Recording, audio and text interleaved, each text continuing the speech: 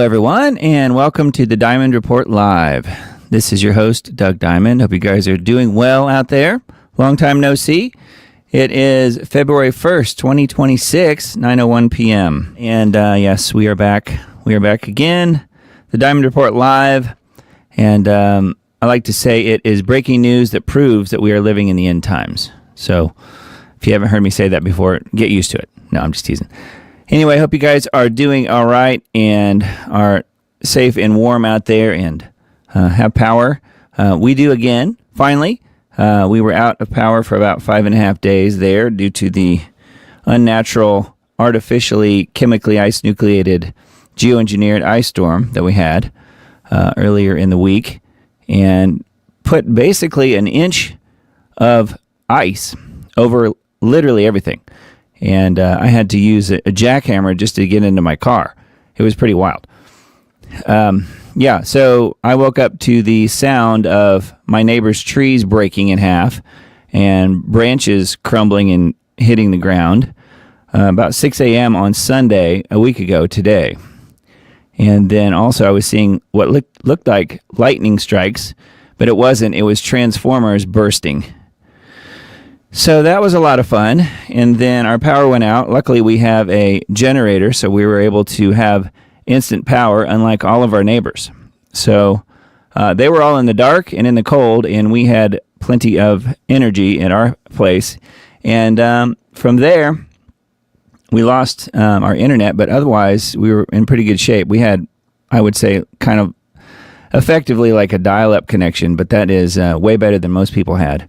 We had a decent download and no upload. And if you guys know what I do for a living, I upload a lot of videos and longer, bigger files and things like that. So it's kind of hard to deal with no internet connection. So I was able to do a little bit of what I normally do, work-wise from about Sunday through Thursday when it finally came back on. But it was very difficult to do anything internet-based, but I do a lot of music stuff. And sending files is internet-based, but the actual process of mixing and mastering is not. So I was okay as far as work goes, and, needless to say, most of our neighbors in the area, not necessarily immediate neighbors, but people around us, have been suffering, and if you don't mind, please keep them in your prayers. National power outages linger after ice storm hits hard, and this was dated yesterday, but there are still thousands of people in Nashville without electricity right now, and it is about 20 degrees outside, maybe 25. Winter Storm Fern battered Nashville over January 24th through 26th, snapping trees and poles in the largest NES, which is Nashville Electric Service, outage ever, with peaks at 230,000 customers affected and 21 weather deaths statewide. It was actually 300 and some thousand outages as far as customers go. 300,000, not 230. NES, as of yesterday, now reports under 50,000 outages, promising 85% restored by today, 90% by Tuesday, and 99% by February 8th, while adding an address-specific outage map after public calls for details. Yes, there's been quite a bit of outrage here. Locals like the singer John Rich and Reese Witherspoon voiced frustration over slow timelines and communications as crews from multiple states work street by street amid criticism of past tree trimming cuts. Warming centers remain open with more cold ahead. So that is what Nashville is in store for and what we've been through over the last week. It has been pretty rough for a lot of people, and I know people that just left the area entirely. Most people went to hotels if the hotels had power. I know pretty much all of our neighbors did in the area that we live. And we were out about 5.5 days, but there are people that are still with no power in the end of January and 1st of February. So that's not good. So anyway, please keep those folks in your prayers if you don't mind, and hopefully things will be restored soon. One of the things that I posted on my X account from several days ago now, which actually got quite a few views, upwards of 2,000 views, I guess, on X, we're working on day 4 of no power, no grid power. We do have a generator, so we're okay. But I just found out that the Nashville Electric Service just turned away thousands of line workers to help restore power to Nashville after this crazy geoengineered winter ice storm because NES would not pay union wages. So they're letting their customers suffer in the cold. Nice one, Nashville Electric Service. So, yeah, that was the earlier reports, and there were a lot of people saying this. I heard this, again, day 4, so that would have been about Wednesday, something like that. And there's also been, believe it or not, Nashville is a blue city, unfortunately, and we have an idiotic mayor. And there have been reports of racism. And by that, I mean the DEI hires that are in charge of things at the local level, at least in the government. I don't know about NES, but in the government, those folks decided that it was the rich, quote, rich, white, affluent communities who should get their power turned on last. And the minority communities, wherever they might be around Nashville, get their power first. So I don't have any way to report that. I'm just saying the local NBC and other mainstream media affiliates were reporting that earlier. I didn't pull up that article, but it's easy to find if you guys want to look it up. But yes, that there were actual calls of racism involved. It's really more of a DEI thing, I think. Just simply not having the right people in charge. I think that's what it is. And then this post here from singer John Rich, country singer. Nashville froze in the dark, and John Rich isn't letting the mayor hide behind PR. He's calling it straight up incompetence, and that is what it seems to be, at least to some degree. Now, granted, there were thousands and thousands and thousands of trees down all over the place. I don't know. I didn't pull up any pictures, but you can find them. They're out there, and some of the. We live not too far from a park. Some of the trees down almost look like the way they're laying over. It looks like a bomb went off. So it looks really, really bad in certain areas. And I do know of one area not too far from here that they're telling those folks that it was going to be a whole other week before power is restored. So I don't know. Anyway, I know I spent a lot of time on that, but I wanted to mention that. And along those lines, let me share this with you guys as well. This is a different little screen that I've got pulled up here, but I thought this was pretty interesting. Now, this is a guy that you'll probably recognize from, I guess, a few weeks ago because my hair was a lot shorter.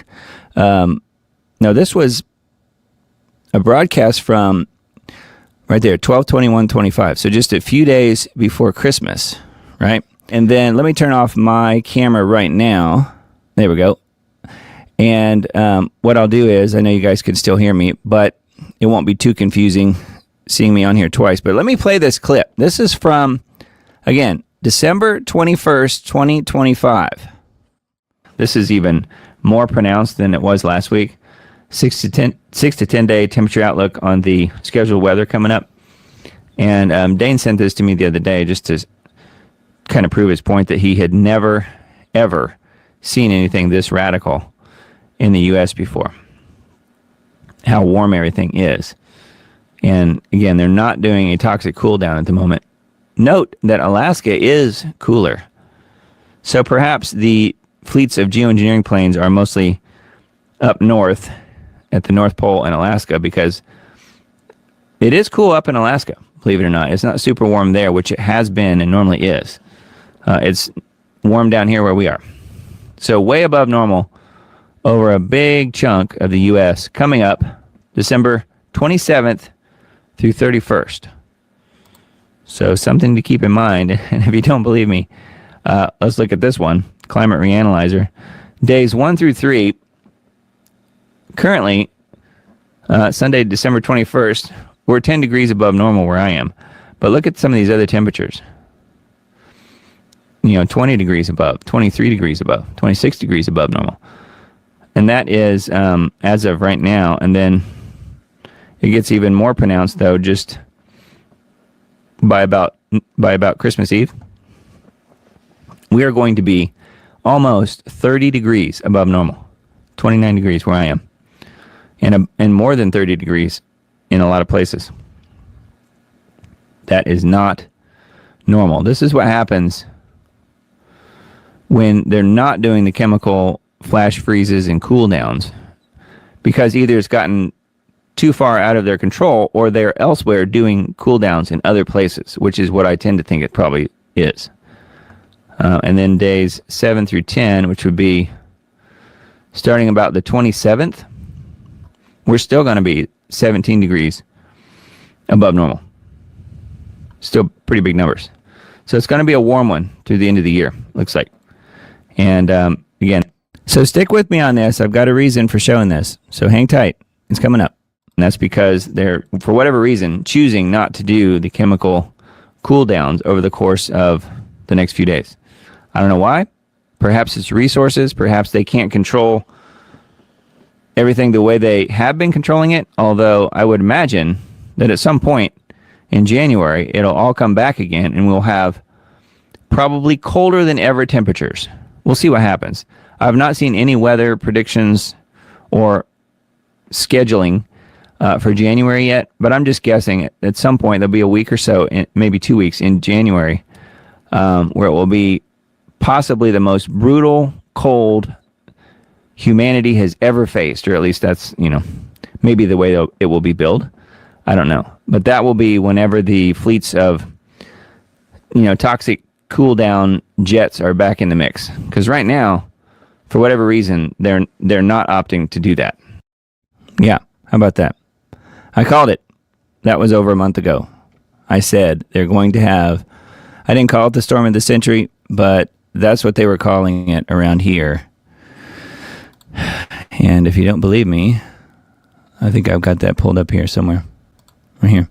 A massive historic winter storm in late January 2026, often described as a storm of the century, impacted over 200 million people across 40-plus U.S. states with over 2,000 miles of snow, ice, and sub-zero temperatures. The event caused over 100 fatalities, severe power outages, and widespread travel disruptions.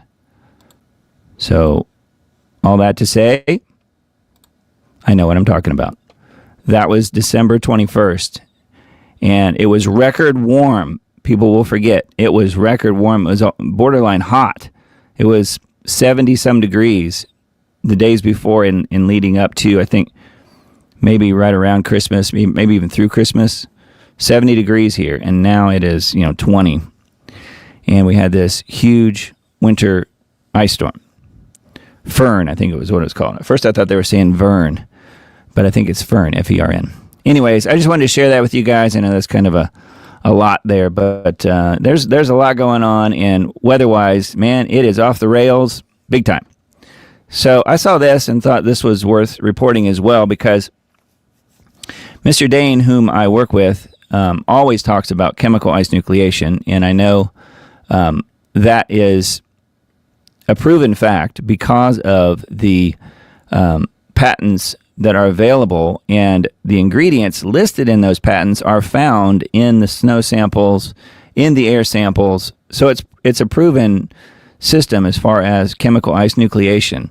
But one thing I found, I ran across this a few days ago. Well, I guess it was on the 30th when it showed up in my inbox, from Dr.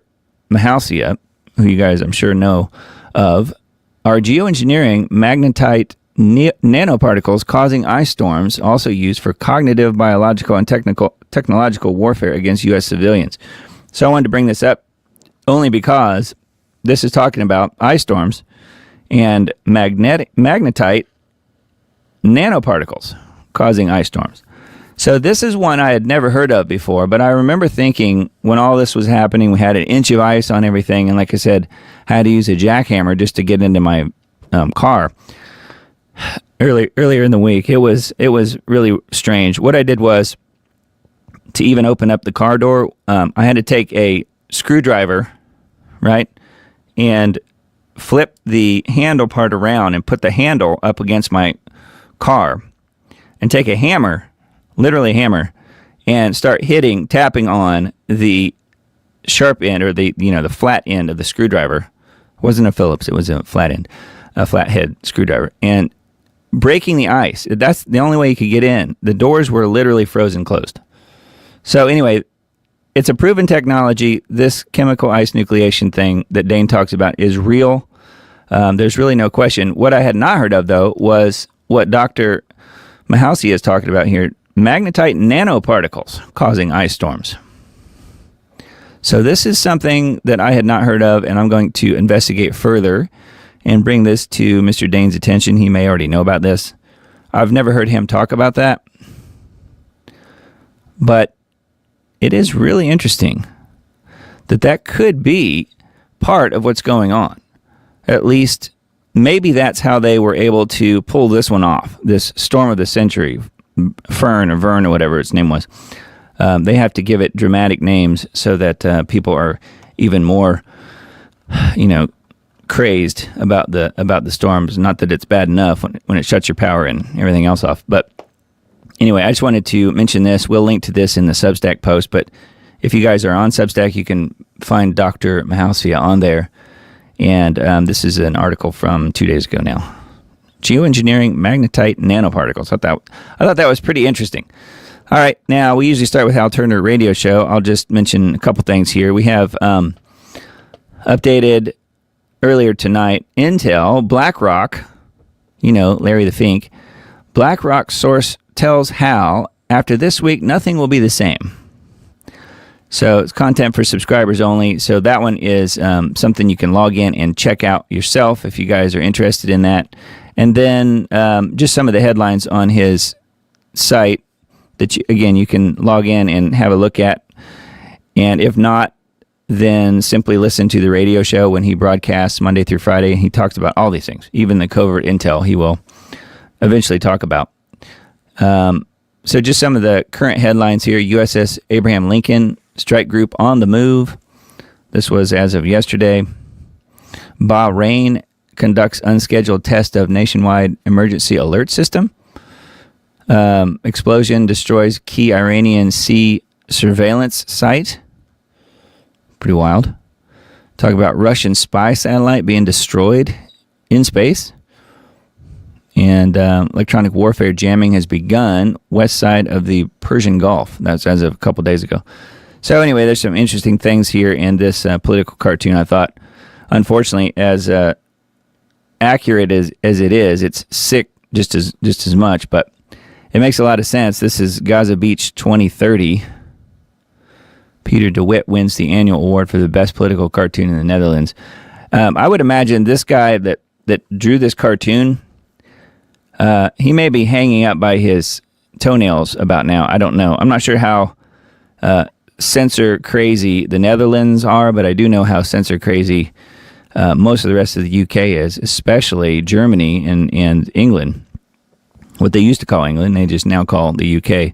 But it's Gaza Beach 2030. Look what the little kid has just discovered by digging in the sand, and he's taking it to mom and dad over there. I guess it's mom and dad. I can't tell. Yeah, that's what it looks like. He's taking a skull to him. Isn't that sick? But that unfortunately is very accurate. So yes, I would imagine that guy is probably hearing from the authorities about now.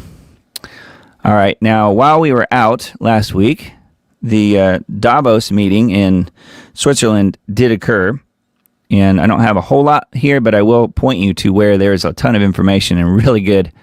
You can't really call them interviews; they're like chase downs. They're guys that were from Rebel News in Canada who were over at Davos. They go over there every year. And they track these people down while they're on the street, walking from place to place, and hit them up for questions. So we'll get to that here in a second. But this is one of the headlines that came out of this latest World Economic Forum meeting of the minds. Israeli philosopher Yuval, I call him Homo Harari, because he had a book a few years back called Homo Deus.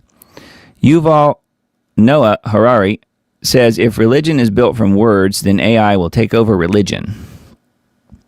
Coming from someone who has no connection to the God of the universe, right? Historian Yuval Harari delivered a chilling warning at the WEF, arguing that AI is no longer a tool, but an agent that can think, manipulate and reshape society. AIs can make decisions by themselves, from legal personhood to culture and identity. Harari questions whether humanity is ready for AI dominance. He claimed that AIs can think and will dominate financial markets, courts, and churches. I don't think they can think officially yet, but that's what he's saying. Political leaders using AI to fight their wars fail to realize AI may defeat them. People may abdicate their decision-making to AI and give up critical thinking. That, unfortunately, is probably true. I think we're seeing that to some degree now. Harari said that AI will create a new financial systems that humans will not understand. He compared it to a horse that is being sold that does not grasp the meaning of coins in a trade. He said that children will be educated in a new way and that they will have more interaction with AI rather than humans. He commented that it is the biggest and scariest psychological experiment in history, and it is being conducted right now. I think he's right about that. It is being conducted, whether we like it or not. That's why I say the Diamond Report Live is breaking news that proves we are living in the end times. I think that's the case. Don't you guys? Sure seems that way. So anyway, that is the latest from Yuval Noah Homo Harari. And this is the page I mentioned a minute ago. Rebel News, these two guys in particular, they were out and about in Davos. It says every January, the world's richest and most powerful people retreat to Davos for the World Economic Forum. It's a secretive club, and we ain't in it, of oligarchs, politicians, bankers, tech bosses, and their media friends, the masters of the universe who rule over the rest of us. Yeah, and I would just add that they are unelected bureaucrats, too. The only reason that they do what they're doing is because they're rich. You know, they're controlling everything with their wealth. The mainstream media doesn't scrutinize Davos. They cheerlead it. They go as insiders, not reporters. That's why Rebel News is back on the ground in Switzerland, and the mission is underway. Since January 19th, Ezra Levant, that's this guy, and Avi Yemeni, this guy, have been scrumming the VIPs on the streets of Davos with veteran videographers Jay and Chung. The strategy is simple. Hunt for the most powerful people in the world and ask direct, uncomfortable questions on camera.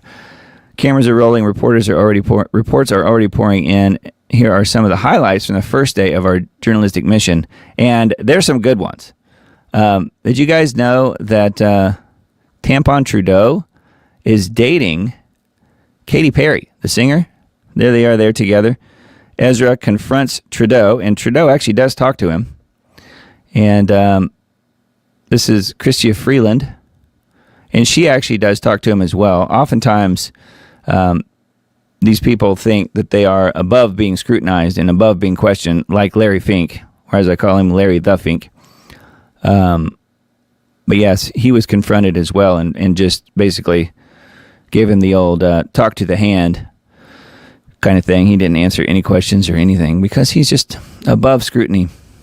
But anyway, I just wanted to mention that. There's a really good reports and videos embedded here. I don't know if this is the only page or not.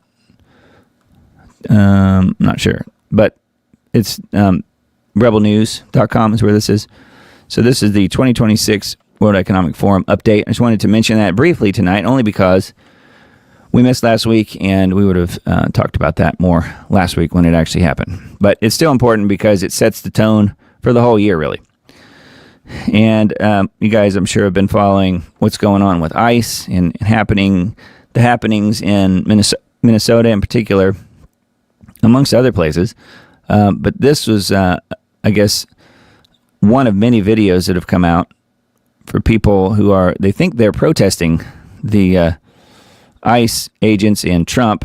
Deranged nurse fired after urging poisoning and paralyzing of ICE agents.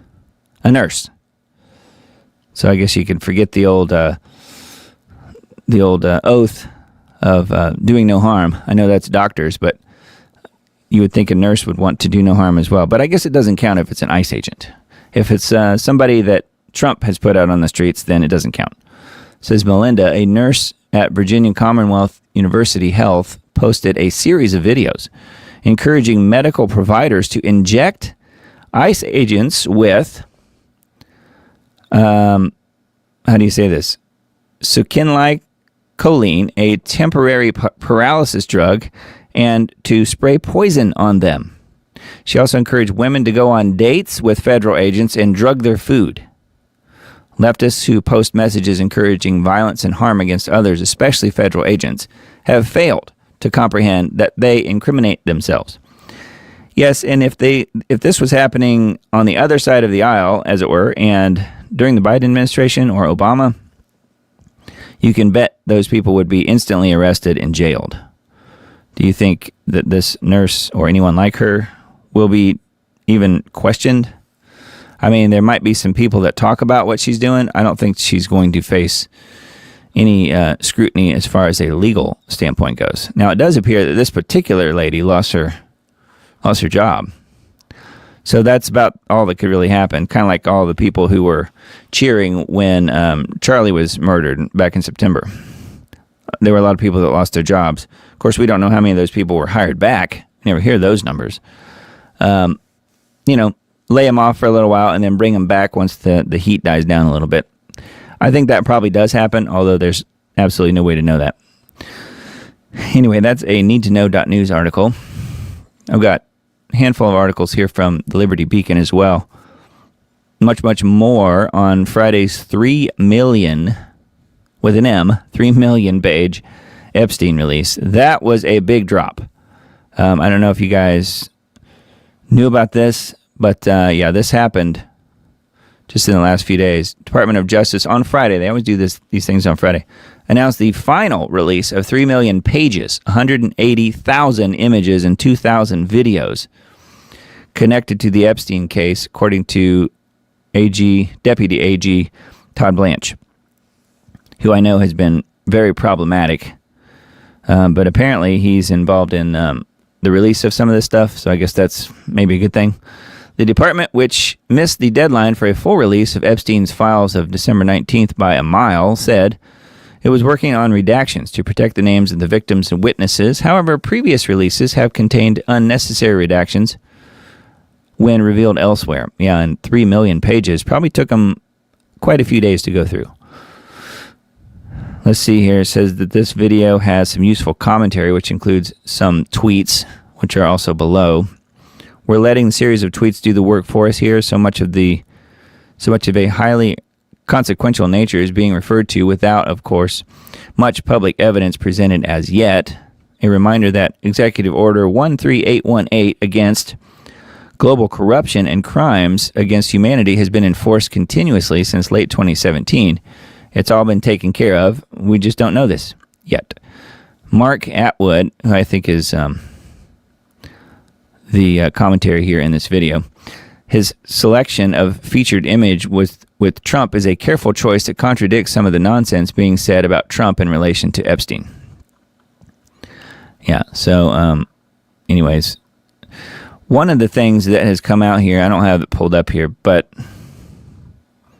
you may have already heard it or seen it, is something I talked about several months ago on the show. Let's just say that there were some stories that two very young girls were involved with Trump. And there's no way to prove any of it other than what's in the paperwork.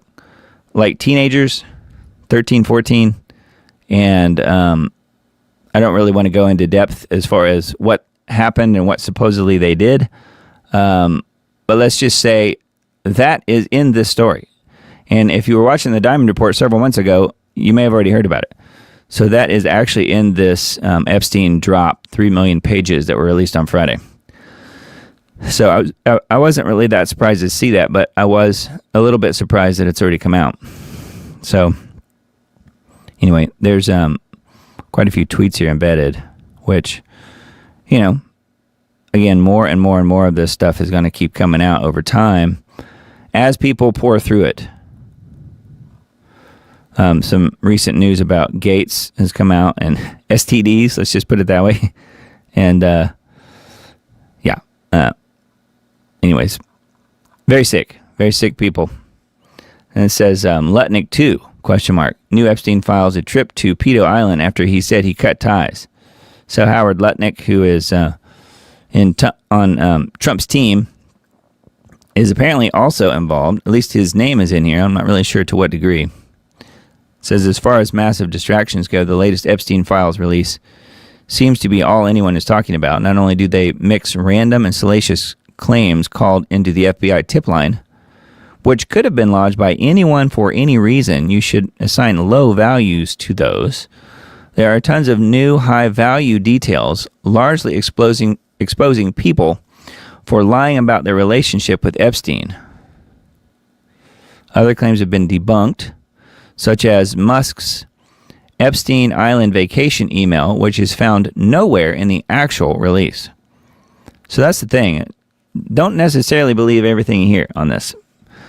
Says we've also got a crazy 2-hour interview between Epstein and Steve Bannon, recorded months before his 2019 arrest, meaning Epstein's arrest, and a ton of other things that we need to get into, it says. Commerce Secretary and billionaire Howard Lutnick features in the new Epstein files, having once planned a trip to Epstein's private island. The trip, planned in 2012, came years after Lutnick claimed that he cut all ties with the pedophile. Yet in December of that year, Lutnick sent an email to Epstein saying that he had a group of people, including his wife and children and another family, who were visiting the Caribbean, and inquired as to where Epstein was located so they could visit for a meal. So he was just going to be in the neighborhood and wanted to have some lunch with old Epstein there. Yeah. Epstein, replying through an assistant, set up a lunch gathering. When reached for comment, Lutnick told the New York Times, "I spent 0 time with him before hanging up." So it sounds like he was a little bit mad that anyone should question him. It says Lutnick's connection to Epstein isn't a huge surprise after a 2019 Cranes investigation found that Epstein had significant links to the property next to his infamous Manhattan townhouse at 9 East 71st Street. I think that is next to Lutnick's townhouse, which there was some question in the whole 9/11 thing, too. I know that. Let's see here. I don't think this mentions it.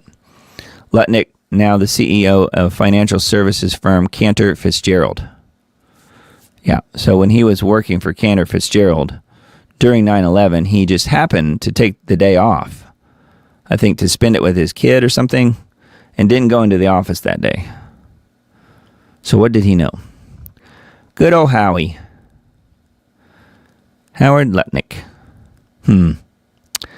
I'm not sure he is a good Catholic or a good Baptist. Are you? I wonder what religion he practices. I don't know. Just a question. Canada admits the CV-19 jabs have harmed thousands of people who await compensation. Thousands. Not millions, just thousands. A reminder that according to Harvard Pilgrim Healthcare study of 2011, only about 1% or less of VAXX injuries, adverse events, and deaths ever get reported. There you go. Making any official statistics woefully incomplete. Canada admits that the jabs have harmed thousands of people who await compensation. They're awaiting because they're hoping that the people will die first and then they won't have to be compensated. That's usually how these things work. It says the Canadian government will take direct control of the vaccine injury support program in April from a company that has only paid out $18 million to jab-injured Canadians. Canada's public health agency more or less admitted that the CV-19 jabs have caused harm to no less than 10,000 people, and then it must take direct control of a VAXX injury compensation program. So where do you think that'll go? I mean, at least it's out there, but I can't imagine it's going to result in very many people being paid very much money, but we'll see. Canada's not exactly real forthcoming, but no governments are they? Panama, no, not the Van Halen song. Panama boots China from the canal Victory for Trump's Monroe Doctrine revival.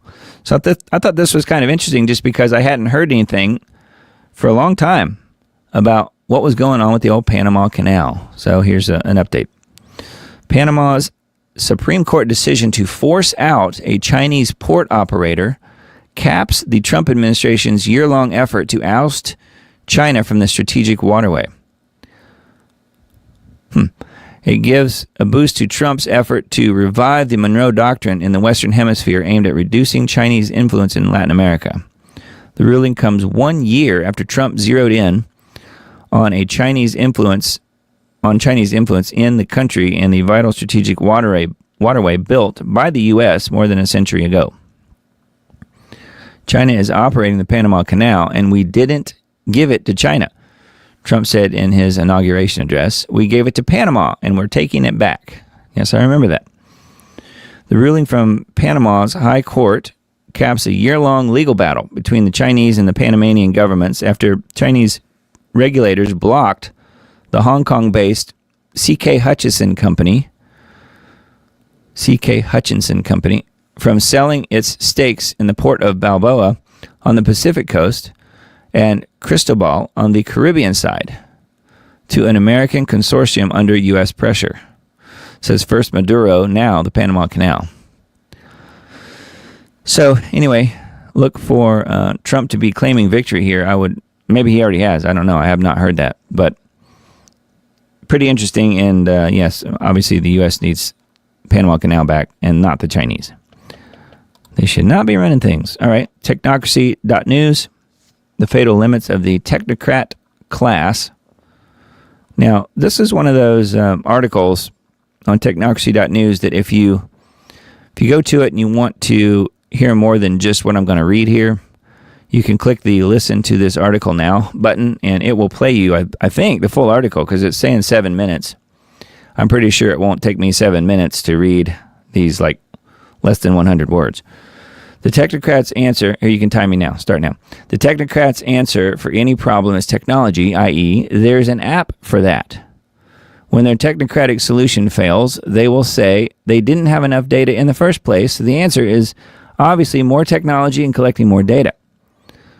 There is never an analog solution to any problem. The mechanistic worldview of technocracy traps the technocrats in a closed-circuit loop.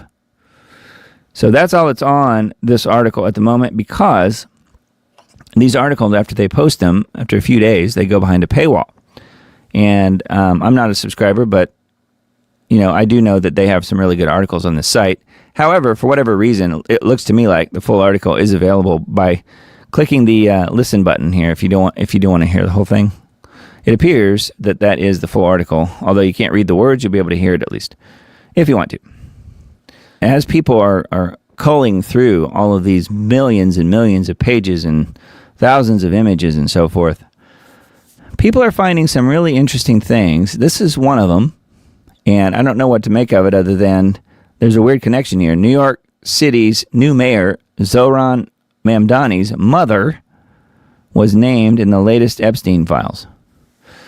And people are postulating that Zohran Mamdani is actually a child of Jeffrey Epstein. Can you believe that?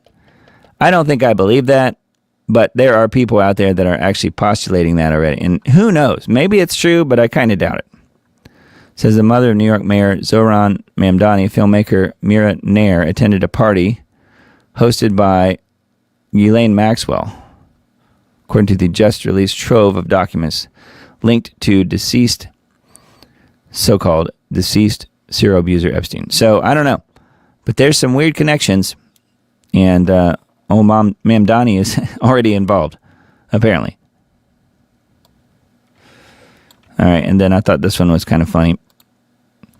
Not ha-ha funny, but just like, well, this is obvious. This is a WorldNet Daily article. Watchdog alleges Netflix coordinated with the FBI to promote left-wing narratives. Yeah.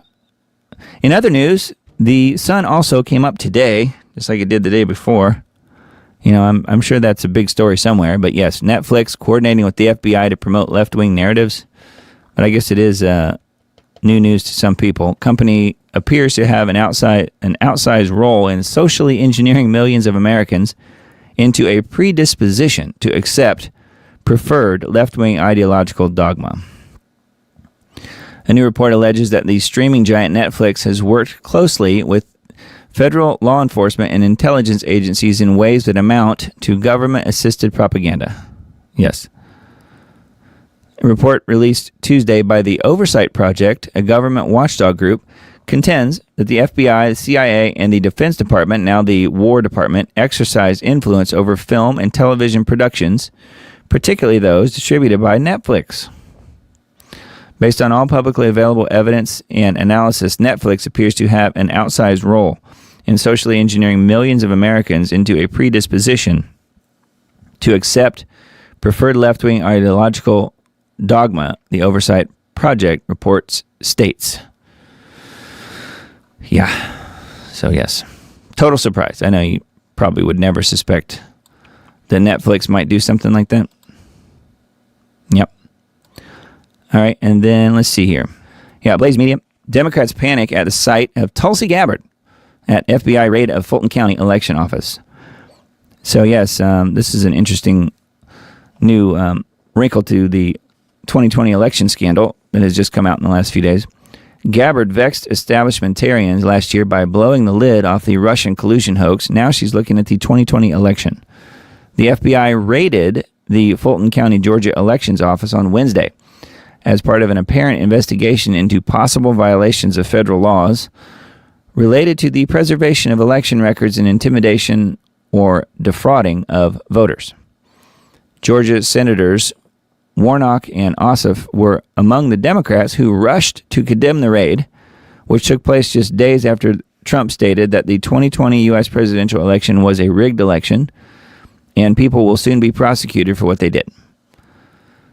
The U.S. election can never, ever be rigged again. Yeah, well, they will rig it anyway and every way they possibly can, no matter what. But at least it looks to me like Tulsi Gabbard is trying to do something about it.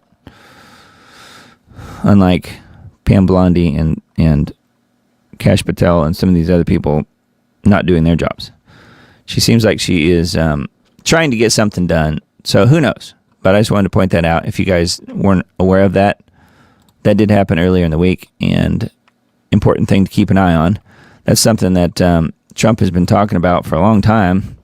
And he's right. You know, the 2020 election was rigged. So this has also been a big story this week. CNN Navarro calls Alex Pretty the perfect guy she'd want her daughter to date before a new disturbing video surfaces.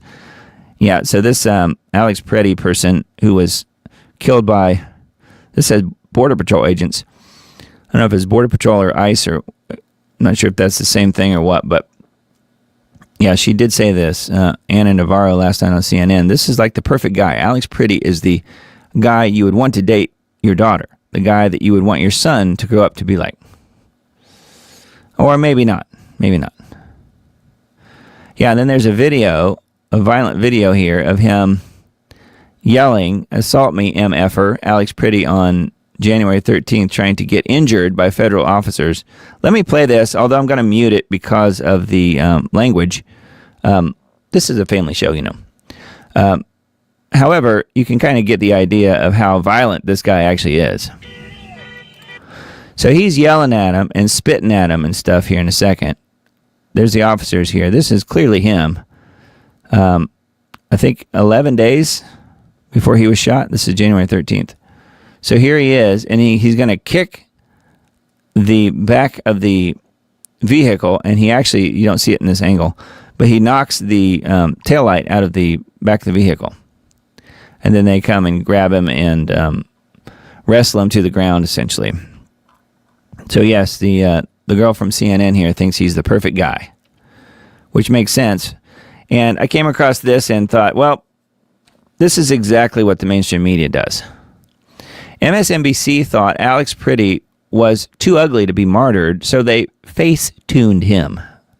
Alex Pretty broke a rib in violent confrontation with ICE just days before he was shot in Minneapolis. So that footage we just watched, they wrestle him to the ground. I don't know if that's when his rib was broken or not, but they hit him pretty hard after he kicked the taillight out of the back of the car and was spitting all over him and stuff. Remember, he's a perfect guy.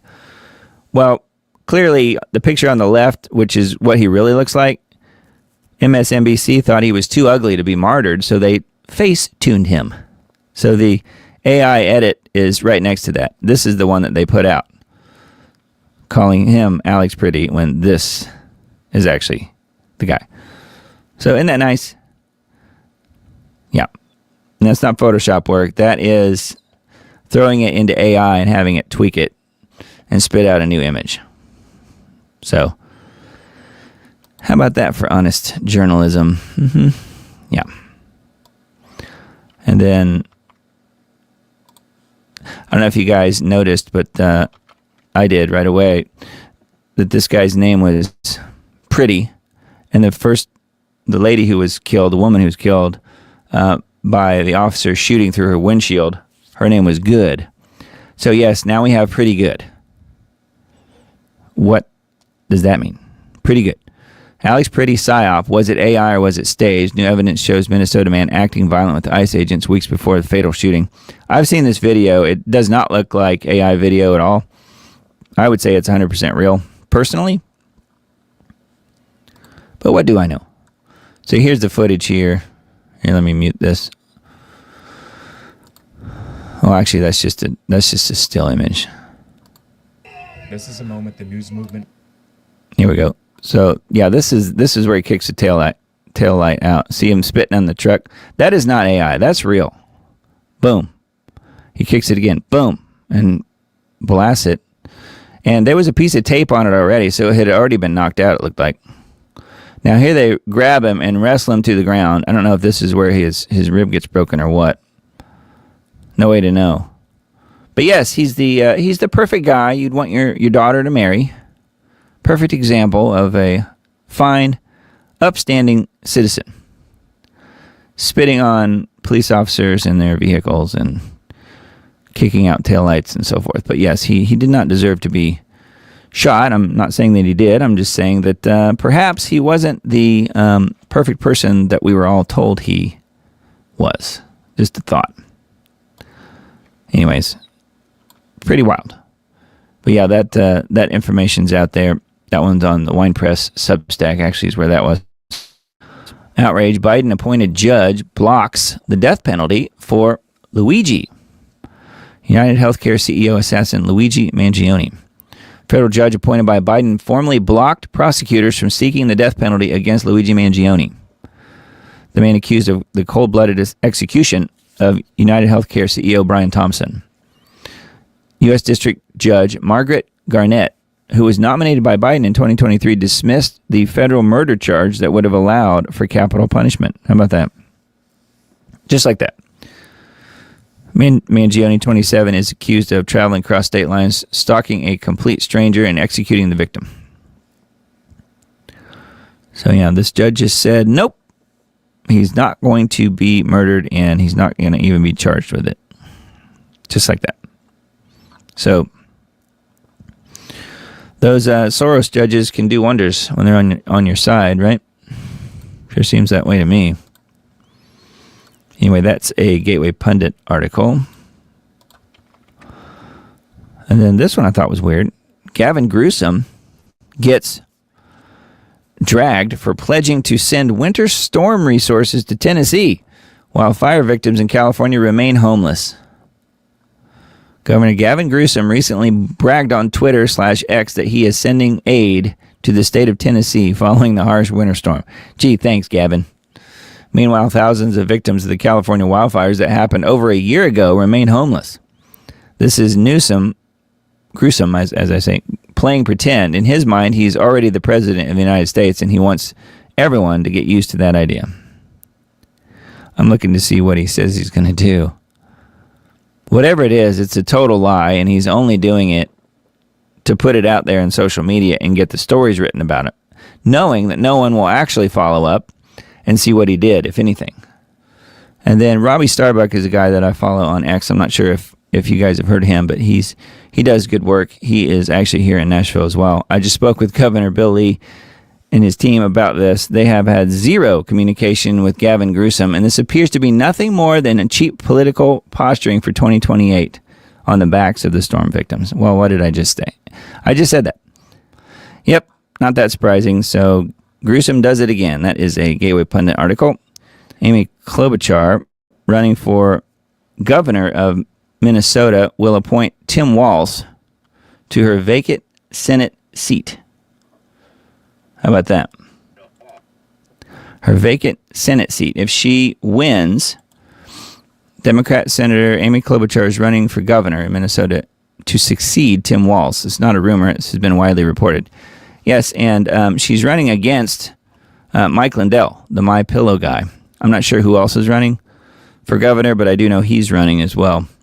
Senator Klobuchar on Thursday officially threw her hat into the ring to run for governor. And she says she's going to appoint Tim Walz to her Senate seat. How about that? Reason right there to not vote for her if you needed more than one. Anyway, thought that was really not that surprising. This is the type of things that these crazy leftist type people do.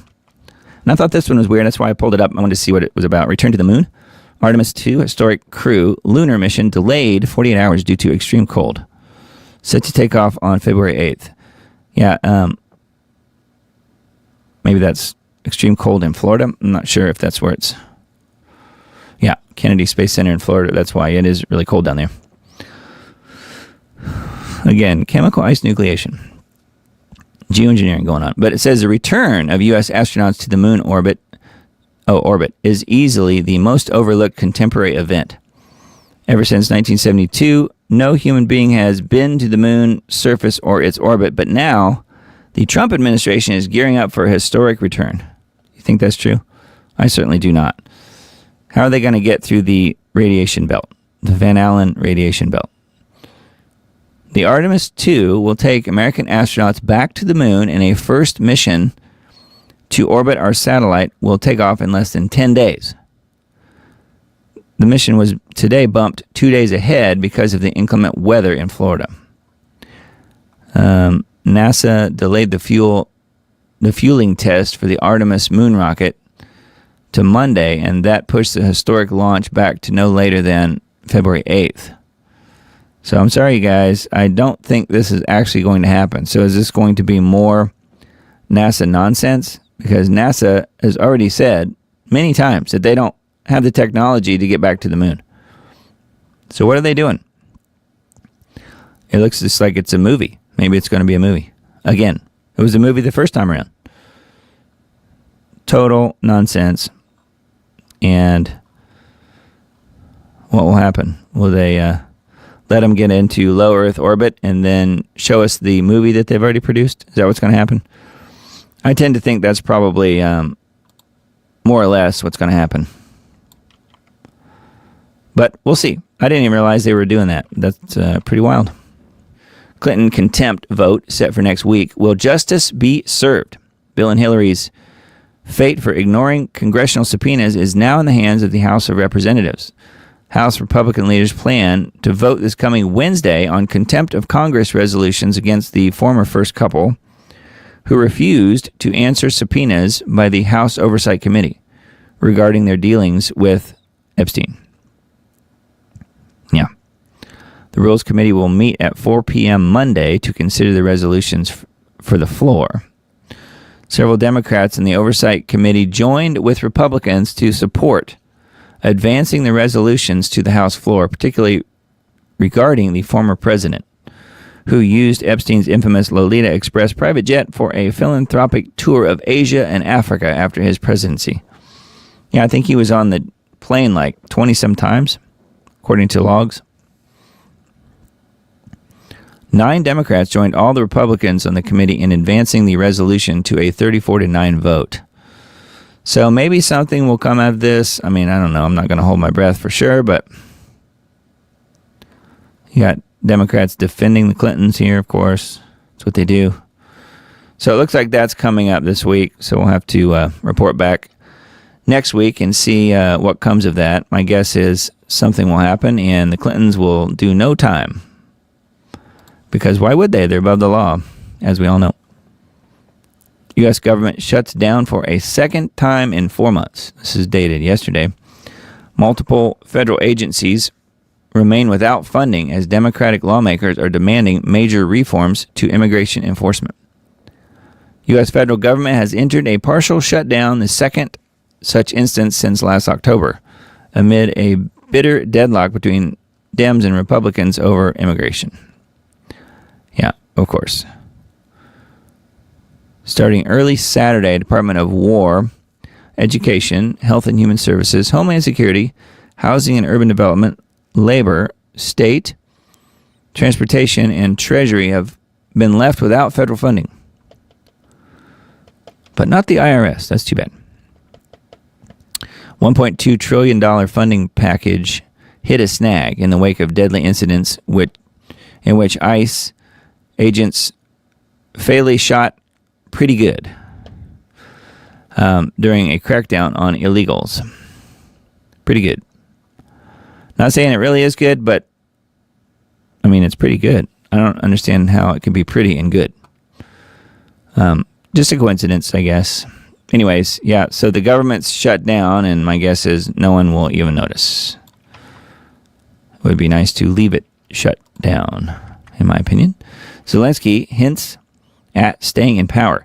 Ukrainian leader has floated another presidential run, although martial law continues to block a vote. So that's a little problem. Currently, he's a dictator, but he's floating the idea of another presidential run. Yeah. Vladimir Zelensky, I think it's Volodymyr Zelensky, has suggested he may seek another term as president because he hasn't killed all of the fighting age and older people in his country yet. While his government has moved to extend martial law and general mobilization for another 3 months, again preventing national elections. Yeah, he says that as long as we're at war, we can't have an election. It's just not safe, which makes him a dictator. We're working on 2 years. It'll be 2 years in May. So, yep. Anyway, good old Volodymyr. The expert piano player. And you know what I mean. Let's see. Amazon to axe thousands more jobs. A plan to cut 16,000 employees marks the second phase of a restructuring push, driven in particular by the company's new focus on AI. We'll cut about 16,000 jobs in a second round of layoffs, linked to a restructuring driven by its focus on AI. First round of layoffs took place in October, affected 14,000 employees. Combined with 2 rounds, will amount to roughly 10% of the company's office workforce. Wow. So they're going AI even more. Although the roughly 30,000 jobs cut across the 2 rounds account for just under 2% of the tech giant's total workforce of about 1.58 million, the layoffs mark the largest downsizing of the company's history, surpassing the 2022-23 cuts that eliminated 27,000 positions. Yeah, this is closer to 30. Well, I mean, it is 30, 16 and 14. So, yeah, it says since 2024, the tech giant has committed about $40 billion to 4 data center projects in the U.S. as it builds up infrastructure to compete with OpenAI, Google, Microsoft, Meta, and others. So, laying off people from Amazon for AI. And know that work will still have to get done. It won't just be done by robotics. It'll be done by AI instead. So, pretty crazy. I don't know if those were mostly blue-collar jobs or white-collar jobs. So, again, with the Epstein stuff, British PM calls on ex-Prince Andrew to testify over Epstein links. I thought he was totally innocent. So, again, these are more pictures that have come out here. The former royal was again featured in newly released files linked to Epstein. UK Prime Minister Keir Starmer has called on formerly Prince Andrew, to testify before the U.S. Congress after the former royal was featured extensively in the latest tranche of Epstein files released. So again, will this somehow come back to reflect on his brother, King Charles III? I don't know. It could.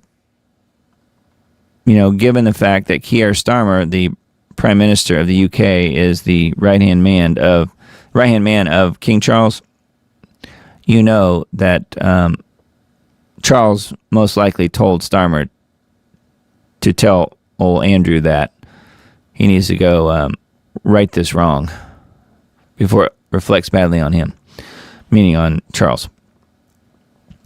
Anyway, yeah, there's pictures of him with this girl who they blacked out her face, but we can tell what he's up to.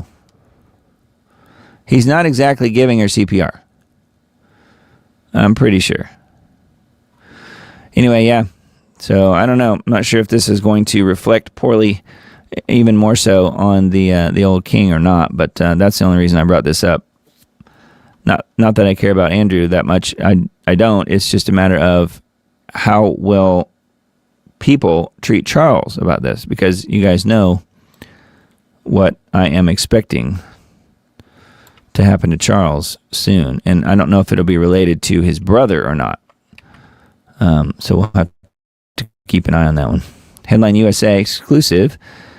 FBI informant said Trump is compromised by Israel. Headline USA knows the informant's identity. Well, I think we already knew that, didn't we? As far as the first part goes, Justice Department has released 3 million new Epstein files. Among these documents, explosive allegation from FBI informant that Donald Trump is compromised by Israel. No kidding. Headline USA can reveal the FBI informant's identity. Charles Johnson, a controversial figure with a long history in the right-wing movement. Though the report in Epstein files is redacted, Headline USA has independently obtained a separate FBI report featuring allegations made by Charles Johnson, when he was an FBI informant. The two reports are from the same field office, contain similar details, and have the same source ID number. How about that? So I think he's probably right about this. The FBI informant who made the allegation against Trump that he's compromised by Israel. Again, did the sun come up today? I think that's kind of a given. Pretty wild. But at least, maybe there'll be a few people that will be woken up by that. Yeah, the whole Zionist thing is the right side of the aisle's version of BLM. You have to be part of Zionism. Just like on the left side, you have to be part of Black Lives Matter. Same difference. All right, information liberation. Let's see, there have been a few new articles since I was here last, being how we missed last week. We'll just go over the headlines, I guess. I guess we would start with this one. Israeli-American Council asks Miriam Adelson and Haim Saban, I guess, how they control U.S. politicians. Mark Levin urges Trump to strike Iran and kill the Ayatollah and his family. How about that? Isn't that nice? Mark Levin, the peacemaker, or not. New TikTok CEO told the World Jewish Congress how they censored criticism of Zionists. Video appears to show Alex Pretty spit at ICE, kick the taillight out of ICE vehicle in prior confrontation. Yes, but he's the perfect person. We already know this. Trump expected to pick Kevin Warsh, son-in-law of Zionist billionaire Ron Lauder, as the Fed chair. So that's coming up as a new announcement here pretty soon. New Fed chair. Kevin Warsh, W-A-R-S-H. No, that's not Wash, W-A-S-H. That is how you say wash, though, in Indiana. I should know. I grew up there. If you're in Indiana, it's not wash, it's warsh. So, pretty interesting. The new Fed chair may do exactly what Trump actually wants. The last guy sure has not done that. U.S. approves major new arms sales to Israel worth $6.67 billion, and to Saudi Arabia worth $9 billion. It's not $6.66 billion. No, that would look too suspicious. Approving $6.66 billion to Israel. So it's 6.67. They just rounded up. Doesn't seem suspicious whatsoever, does it? I just wanted to show you that just because of the number, really, more than anything. Total ridiculousness. All right, and then Slay News article, Bill Gates panics over latest Epstein files. Completely false, he says. There's emails going back and forth between them, and he says, no, they're false. They're a lie. Massive new release of DOJ records tied to Epstein is sending shockwaves through elite circles. Billionaire Gates appears to be scrambling after being directly implicated. Yeah. Slay News previously reported millions of pages released Friday include emails in which Epstein makes salacious claims that Gates begged him, meaning Epstein, to obtain antibiotics so he could secretly dose his wife to conceal sexually transmitted diseases he allegedly contracted from Russian girls. How about that? Lovely. Way to go, Bill Gates. According to the DOJ released files, Epstein discussed helping Gates obtain drugs in order to deal with consequences of sex with Russian girls, as well as facilitating illicit relationships with married women. Melinda Gates. Yeah, she did state when she was leaving him that she was leaving him because of the whole Epstein thing. So I think we now know why, at least to some degree. Melinda Gates seems pretty evil too, just from what I've seen of her. But old Bill is, I think he's kind of wronged her a bit. It looks like. Pretty weird that he would need Epstein to get him antibiotics. What's that about? I mean, he's one of the richest people out there. Why would he need Epstein to do that? I don't know. All right, the whole Charlie Kirk thing and Erica Kirk just keeps getting weirder and weirder. Came across this today. Just thought I would mention it. Erica Kirk's thirst for fame exposed. Charlie's widow looks unrecognizable in resurfaced Amazing Race audition tape.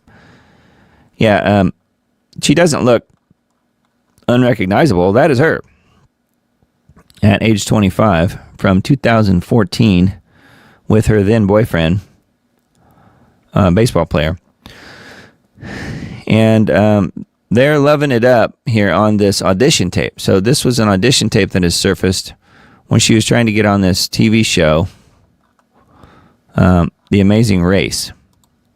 Erica swapped her usual trad wife look for something completely different in a resurfaced audition tape. Well, she hadn't gotten there yet, so I don't really agree with that. But Charlie Kirk's widow appeared in 2014 video alongside her then boyfriend, JT Massey, as they listed off the reasons why they should be on the travel competition show. Erica says SEX sells. She did say that. So this is, I don't know, maybe 14-minute clip or something. Anyway, she was really kind of like all over him. So I don't know. It looks a little weird knowing that the two of them were together and have a couple kids. But, this whole story just gets weirder and weirder. I don't know what to make of it other than I find that she is not telling the truth, and she does seem to be all about the money to a degree, at least, but definitely all about the attention. And this came out this week as well, leaked on Candace Owens' show. Erica Kirk on a leaked call 11 days after Charlie died.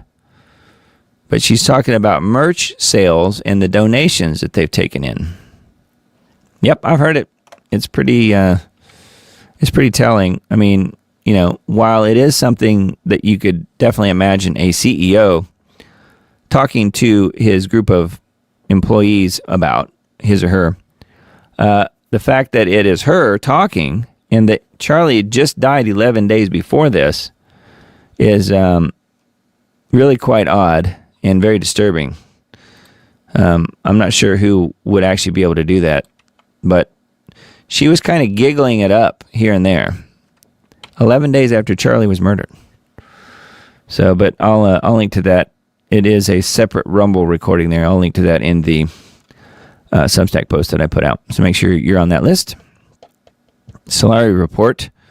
Fast approaching digital control grid. A checklist of Trump administration actions to date. Pretty interesting cartoon here. Catherine Austin Fitz says a complete re-engineering of the U.S. government through the digital systems is now possible at high speed. This is a dynamic checklist first published on April 16, 2025. As new developments arise, we are adding them to the checklist, noting the date of their addition. Let's see what we have here. So, yeah, these are different articles that are linked to. And you can see there's a lot here. These are just some of the things that have been added by the Trump administration to do exactly what she's talking about. Look how many there are. And it's all linked. It's all linked. So it's not just made up here.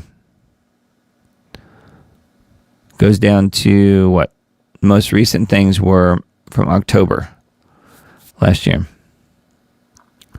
Looks like globalist networking, grift, the great poisoning, domestic militarization, lawlessness, and end-to-end surveillance, tariffs and budget, energy, and it just goes on and on. There's so much stuff here. So this is one of those things that you can show to Trump supporters if you want, that, you know, you can say, well, Trump is building the digital control grid, whether you like it or not. You don't have to believe it, but here, it's all right here on this article. So yes, so well done, Catherine Austin Fitz, I think. Digital control grid is an electronic network of digital telecommunication information systems that allow individuals to be surveilled, tracked, and made subject to invasive controls applied to their financial transactions and resource use such as electricity, food, water, transportation, compromising, if not ending, all human rights and liberties.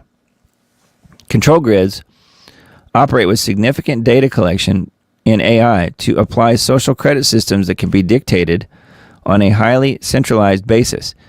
A digital control grid ends financial freedom, replacing markets with technocracy, a system run by rules created and maintained centrally by experts. Is the Trump administration building a digital control grid? ? We provide the following checklist to assess the steps and the administration is and is not taking in a variety of areas to facilitate a rapid control grid build-out. And it says we invite subscribers to post suggestions in the comments below. So it goes through them one by one by one. So I just wanted to mention that Solari report, Solari.com is where that is, but that is a ongoing article, I guess, that she's just adding to as the Trump people add more control grid mechanisms in place. TechCrunch.com. I thought this one was weird. Apple buys Israeli startup called Q.ai. How about that for a name? The letter Q.ai as the AI race heats up. So what do they do, I wonder? Well, it says it was reported in Reuters, Apple has acquired Q.ai, an Israeli startup specializing in imaging and machine learning, particularly technologies that enable devices to interpret whispered speech and enhance audio in noisy environments. Whispered speech. It's going to interpret whispered speech. But there's probably nothing to it.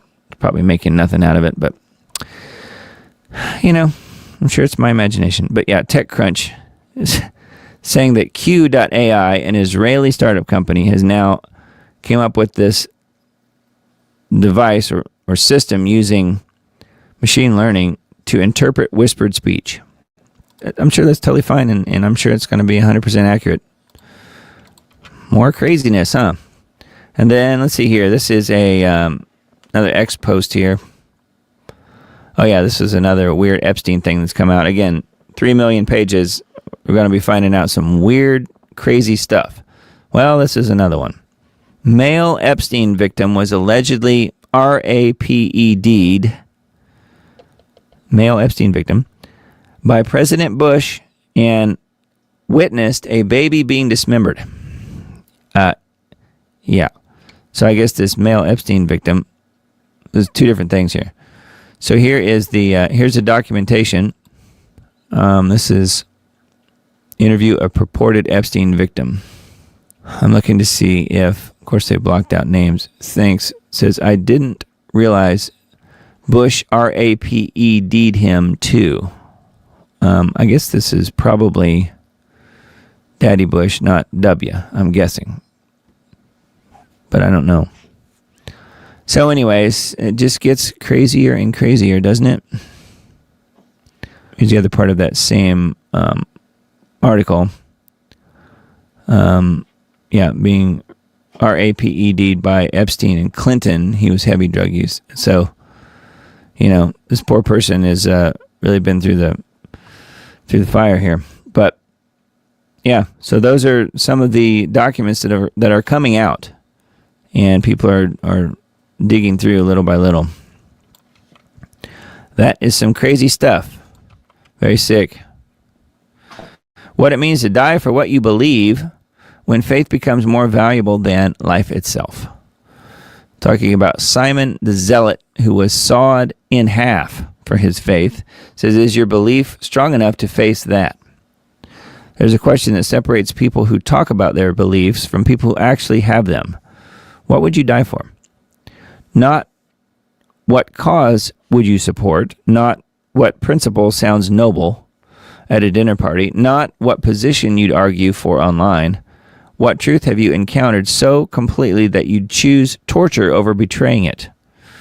Most of us will never answer that question because we've spent our lives avoiding it, arranging our comfortable existence so we're never forced to choose between our convictions and our survival.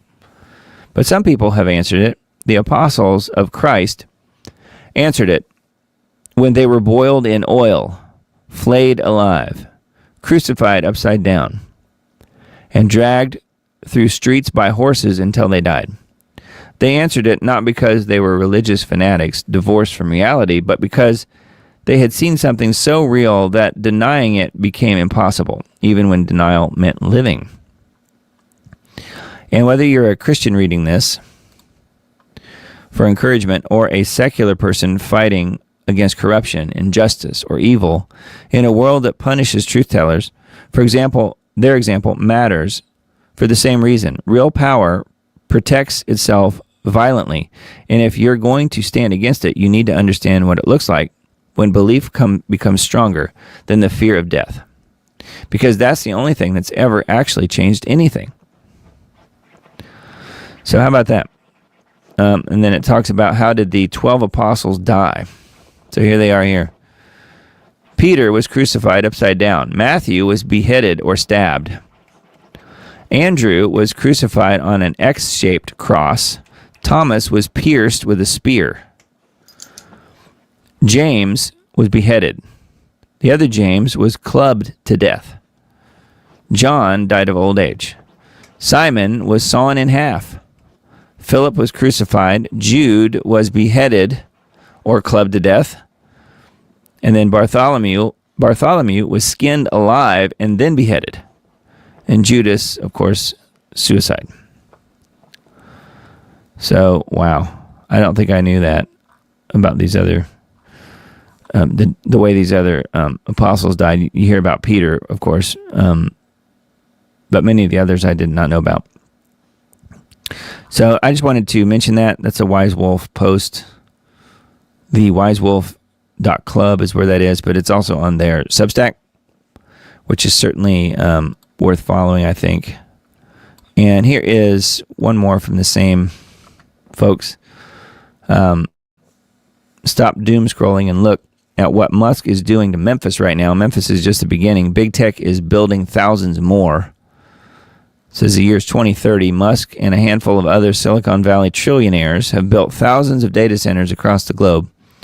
These facilities consume so much electricity that the existing power grid couldn't keep up. Thousands of methane turbines and nuclear power plants had to be constructed just to keep the servers humming. Your power bill has tripled. Your water tastes like chemicals. The air in most cities is barely breathable without filtration masks. And what are these data centers doing with all this power? They are training AI chatbots to generate edgy jokes. They are building robot sex dolls with emotional intelligence. They are creating autonomous weapons to maintain the peace, which is a polite way of saying crush dissent before it can organize. They are turning the beautiful planet into a giant buzzing machine, so billionaires can feel like gods, because no amount of money or power is ever enough for men whose egos exist in inverse proportion to their humanity. We could have stopped this. We should have stopped this. But we sat back and did nothing while the technocrats took over, and now Earth looks less like a garden and more like the dystopian hellscape from Blade Runner. Except Blade Runner had better aesthetics. Except this is not science fiction. So there is further information here going into what's happening in the Memphis area. The Boxtown neighborhood. Talking about the massive data center being built there. Anyway, that is not good. Did some reconnaissance on the ground, speaking to an organization there that's gearing up for resistance and protest. I can't tell you exactly what they're doing, but it's called Operation Pull Up. Tell us why you're doing this. This is Operation Pull Up, more of a clandestine operation. We show up somewhere that is a key location. They don't expect us to come there, and then we disrupt business as usual. The 1994 Clinton-era FACE Act, meant to shield abortion mills from verifiable threats, got weaponized overnight when a pack of anti-ICE radicals, egged on and live-streamed by CNN has-been Don Lemon. This is the beginning of what's going to happen here. When you violate people's due process, when you pull people off the street, you start dragging them and hurting them and not abiding by the Constitution, when you start doing all of that, people get upset and angry. And if you remember what the civil rights movement was about. As you can see, all these pretend Christians, all these comfortable white people who are living lavish, comfortable lives while children are dragged into concentration camps. These clowns barged in mid-service, falsely claiming some pastor doubled as an ICE honcho, scaring kids to tears, emptying pews, and forcing the whole congregation to scatter in distress. Renee good! Renee good! All while Lemon played director, camera rolling, smugly defending the chaos as First Amendment theater, and whining that disruption is just what protesting is about. Watch this guy here, look, he's hugging his kid. And, you know, I imagine it's uncomfortable and traumatic for the people here, but that's what protesting is about. And so you heard what some of the folks said in there. You know, that this is, they shouldn't be there, and, you know, they shouldn't be uncomfortable, and this is our house and whatever. That's what protesting is about, is to make people uncomfortable. You may not like it. It's called journalism. First Amendment, all that stuff. For all of you people who believe in the First Amendment, absolutist, there you go. So why don't you talk to the actual person who is in charge of the organization and whose idea it was to have the protests at the church before you start blaming me for stuff for which you have no idea. How would you feel if I went to your house and I started yelling? It depends on what I did, but not in my house. That's a whole different thing. I think these people would go inside of anybody's house. This is a house of God. But Don, how is it that you defend yourself with First Amendment protections while simultaneously prohibiting the free exercise thereof of an establishment of religion, a violation of the very same amendment? What do you think of this? I mean, this is unacceptable. It's shameful. It's shameful to interrupt a public gathering of Christians in worship. So, But there were folks who will say, I have to take care of my flock. okay, but listen, we live in there's a Constitution and the First Amendment to freedom of speech and freedom to assemble and protest. We're here to worship. We're here to worship Jesus because that's the hope of these cities. That's the hope of the world is Jesus Christ. I want to be very respectful. Please don't push me, though. We're here to worship Jesus. Yes. That's why we're here. The FACE Act explicitly bans using force, threats, or physical obstruction to intimidate or interfere with people exercising their religious freedom at a place of worship, an act the Biden administration used to prosecute at least 25 FACE Act cases involving roughly 60 defendants. These cases accounted for roughly 24% of all FACE Act prosecutions in the law's 30-year history up to that point. Take, for example, one of our witnesses here today, Paul Vaughn, who was prosecuted for praying outside of an abortion clinic. Vaughn was arrested when an FBI SWAT team raided his home at gunpoint early in the morning in front of his wife and 11 children, later sentencing him to 6 months of home confinement and 3 years of probation. Another FACE Act defendant, Lauren Handy, was sentenced to 57 months in prison for her role in protesting late-term abortion within our nation's capital. And I would note, this happens to be an individual that I don't always align with philosophically. In another grotesque prosecution, the weaponized Biden-Harris Justice Department recently sentenced a 75-year-old grandmother, Paulette Harlow, to a 24-month federal prison sentence. And again, in the case of Eva Idle, an 89-year-old, I repeat, 89-year-old death camp survivor who is awaiting federal sentencing for her peaceful advocacy for praying for the unborn at abortion clinics, where prison time could be a potential death sentence given her age. And she is a survivor of concentration camps and abuse in Europe. We will pursue charges in this case. I see various crimes that have occurred. Exactly what they are, I'm not going to flag, but the FACE Act has been mentioned as one of the predicates there. In other cases, the Biden DOJ used the Klan Act conspiracy charges tacked on to the FACE Act in the case of protests outside abortion clinics to bring much longer sentences. So there are a number of tools available to us. Now the DOJ's Civil Rights Division under Harmeet Dillon is sniffing around potential violations. And good, because if this had been the other way around, the media would be screaming religious insurrection 24/7. Instead, we get this pathetic vulture gaslighting from the sidelines like it's just spicy activism. I think I could actually be sympathetic to some of the things where there have been challenges to and decency. At the same time, these are what are called targeted interventions by ICE to keep the American people safe. If I respectfully may interject here, I've been out reporting on a lot of these, and they're not targeted. There are no warrants signed by a judge, let me finish. And they're American citizens, many of them. Most of the people that they detain don't have criminal convictions or criminal records. I'm not going to get into the weeds. But you should know that, though. Don't you think that's part of it?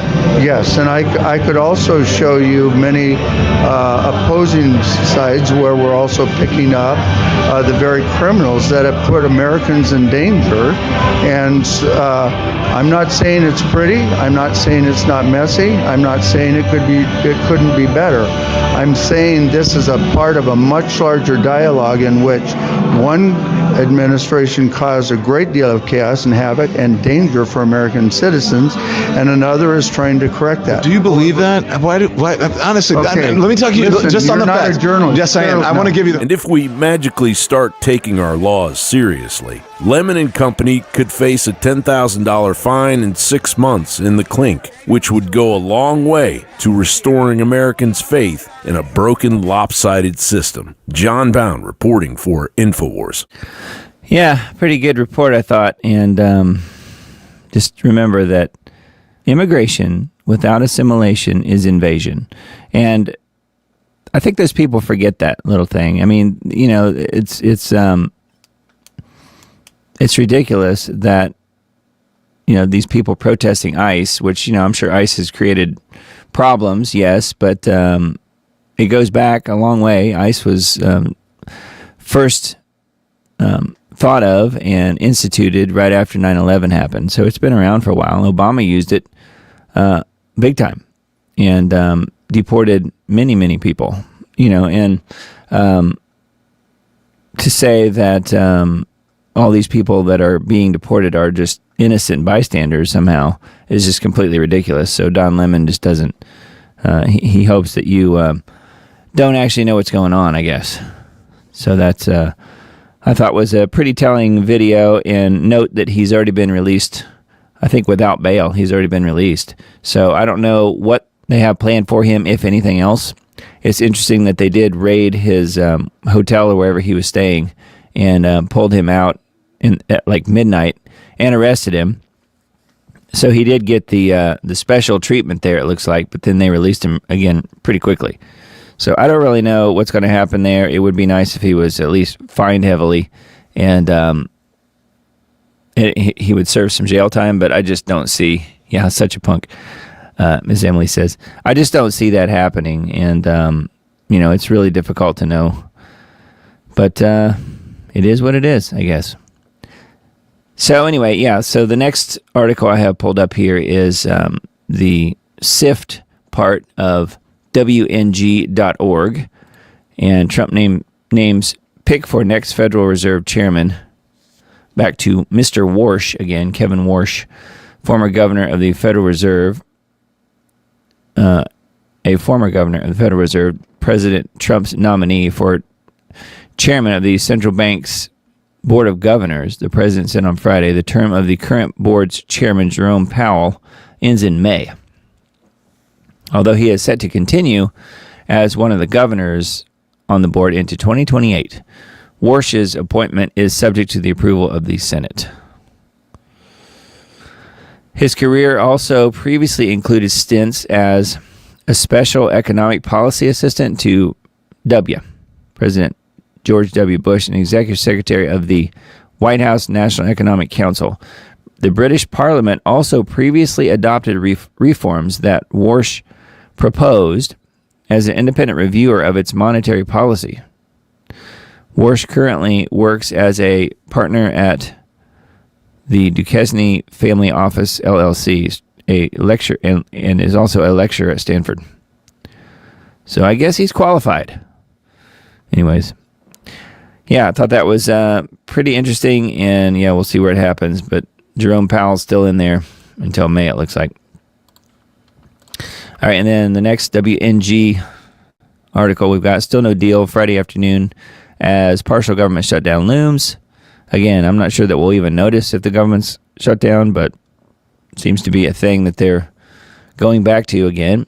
Dozens of federal agencies will be shut down at 11:59 on Friday if Congress fails to approve a new spending package, which that does seem to be the case.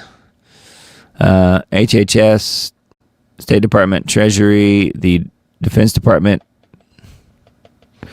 and says Department of Homeland Security would receive a stopgap funding while its full funding bill is reconsidered. Per the Democrats' deal, their objections to the bill strengthened after a Customs and Border Patrol officer shot Alex Preddy in Minnesota last week. So this has to do with the whole thing unfolding in Minnesota. So there you go. I don't know. Pretty and good. And now they've shut down the government, apparently, which that's pretty good. Americans already have digital ID. 94% of air travelers are compliant with Real ID. Starting February 1st, meaning today, the non-compliant 6% will be fined $45 and have their biometric data swiped at airports. The only missing component for a full-on digitalized control grid is tokenized digital programmable money, but Trump administration is working on that too. It's a Leo Homan article. Here's a big sign here. We accept digital ID. As of today, February 1st, Trump administration's crackdown on non-compliant American citizens flying without federal government-approved Real ID will result in them being charged an extra fee of $45 and being forced to hand over their biometric data.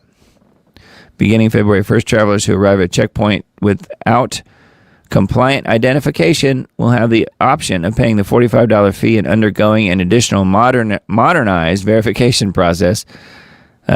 according to the TSA. The website's biometric update reports that acting TSA Director McNeil provided the following information. Travelers who do not present an acceptable form of ID. So I guess if it's not real ID, it's not acceptable at this point. Not even a passport, I suppose. At TSA checkpoints and still want to fly have the option of paying the $45 fee and undergoing a TSA confirm ID process. I wonder what that is. ID verification, screening measures, potential delays. Travelers who appear at the checkpoint without real ID or acceptable other form of ID. Okay, well that used to be, I think maybe still is, passports. Yeah, talking about delays mostly. And then, of course, the $45 fee. So, there you go. So, for you problem children out there who don't have digital IDs like me, I don't have one. I'm also a problem child. But yeah, I've decided not to get one because I figured when I looked at it, I realized my driver's license expires in October of 2028. And you guys know how I feel about 2028. So I just figured, you know what? I'm just going to leave it. I'm fine. I'm good. I don't need real ID. Anyways, yeah, that's kind of where I am with the whole thing. That is a Leo Homan Substack post. And let's just say he's not exactly a big President Trump fan. He does put out some good articles, and they're well thought through, and he's got some really good points here about the whole deal with real ID. All right, and then another Arctic blast set to bring snow and record cold across eastern and southern U.S. So here we go again. This is a Natural News article. Another surge of Arctic air is expected. Well, the last one was not Arctic air, by the way. The last one was from the freezing cold temperatures, freezing cold area of the Gulf of America. That's where the last winter storm came from, because we all know that winter storms start in the Gulf of Mexico and come up to the southeast and east. No, it's called chemical ice nucleation, right? Another surge of Arctic air is expected across much of the U.S. this weekend, bringing freezing temperatures, heavy snow, and potential rare snowfall across the Gulf Coast and Florida. Yeah, they wanted to get Florida in the mix here this time, which I guess they did. Pretty cold down there. The Arctic air may collide with a low-pressure system moving across the southern plains, potentially intensifying into a bomb cyclone, capable of heavy snow, strong winds, and dangerous travel conditions along the East Coast. Significant snow is forecast for the Appalachians, Carolinas, Virginia, and the I-95 corridor, with daily record low temperatures expected in the Ohio Valley and Mid-Atlantic. So anyway, more's coming, it looks like, and may indeed already be here. The cold doesn't seem to be leaving us right away. That's why I was kind of wondering, when we started the show tonight, I was kind of wondering if perhaps they're using this other system in addition to the chemical ice nucleation process that they're already using, the nanotech that we talked about at the beginning of the show tonight. I don't know, just something that has crossed my mind a couple times, just thinking about how they're able to do this on such a large scale. Because it is pretty amazing, actually. And not in a good way, because it sure is causing havoc. Cyber warfare and the fragile power grid. How digital sabotage threatens national security. Again, this is a Natural News article. The 2026 Venezuelan blackout demonstrated how cyber attacks can cripple critical infrastructure, power grids, and water systems without physical force. Historical precedents like Stuxnet, Iran, 2009, and Indestroyer, Ukraine, from 2016, prove such attacks are real and devastating. China's Volt Typhoon campaign has already infiltrated U.S. ports, pipelines, and water treatment plants. Volt Typhoon. Wow. Outdated internet-connected industrial controllers are prime targets for hackers. Many rely on unsupported software, exposing shared vulnerabilities. Thousands of industrial devices are publicly accessible online, making them easy prey for cyber attacks. AI-powered systems detect anomalies in real time. Blockchain could secure grid communications, while quantum encryption may offer unbreakable protection. The U.S. has invested $45 million in cybersecurity initiatives, but progress is slow. Yeah, and they're taking their time because if we get it fixed, then chances are not quite as good that something might happen. Seems to me like the people at the top want something bad to happen. Anyway, that one's on Natural News about cyber warfare. And then we've got one more from Natural News here. TikTok's new U.S. partnership expands data tracking to your precise location. TikTok has updated its privacy policy to allow the collection of precise GPS location from U.S. users, a major increase from its previous tracking of only approximate locations. This data can power features like local event recommendations. This change follows the creation of TikTok USDS Joint Venture LLC, a U.S.-led consortium including Oracle, which, by the way, is Larry Ellison, which now controls American operations. ByteDance retains a minority stake, a structure pushed by the White House to address national security concerns.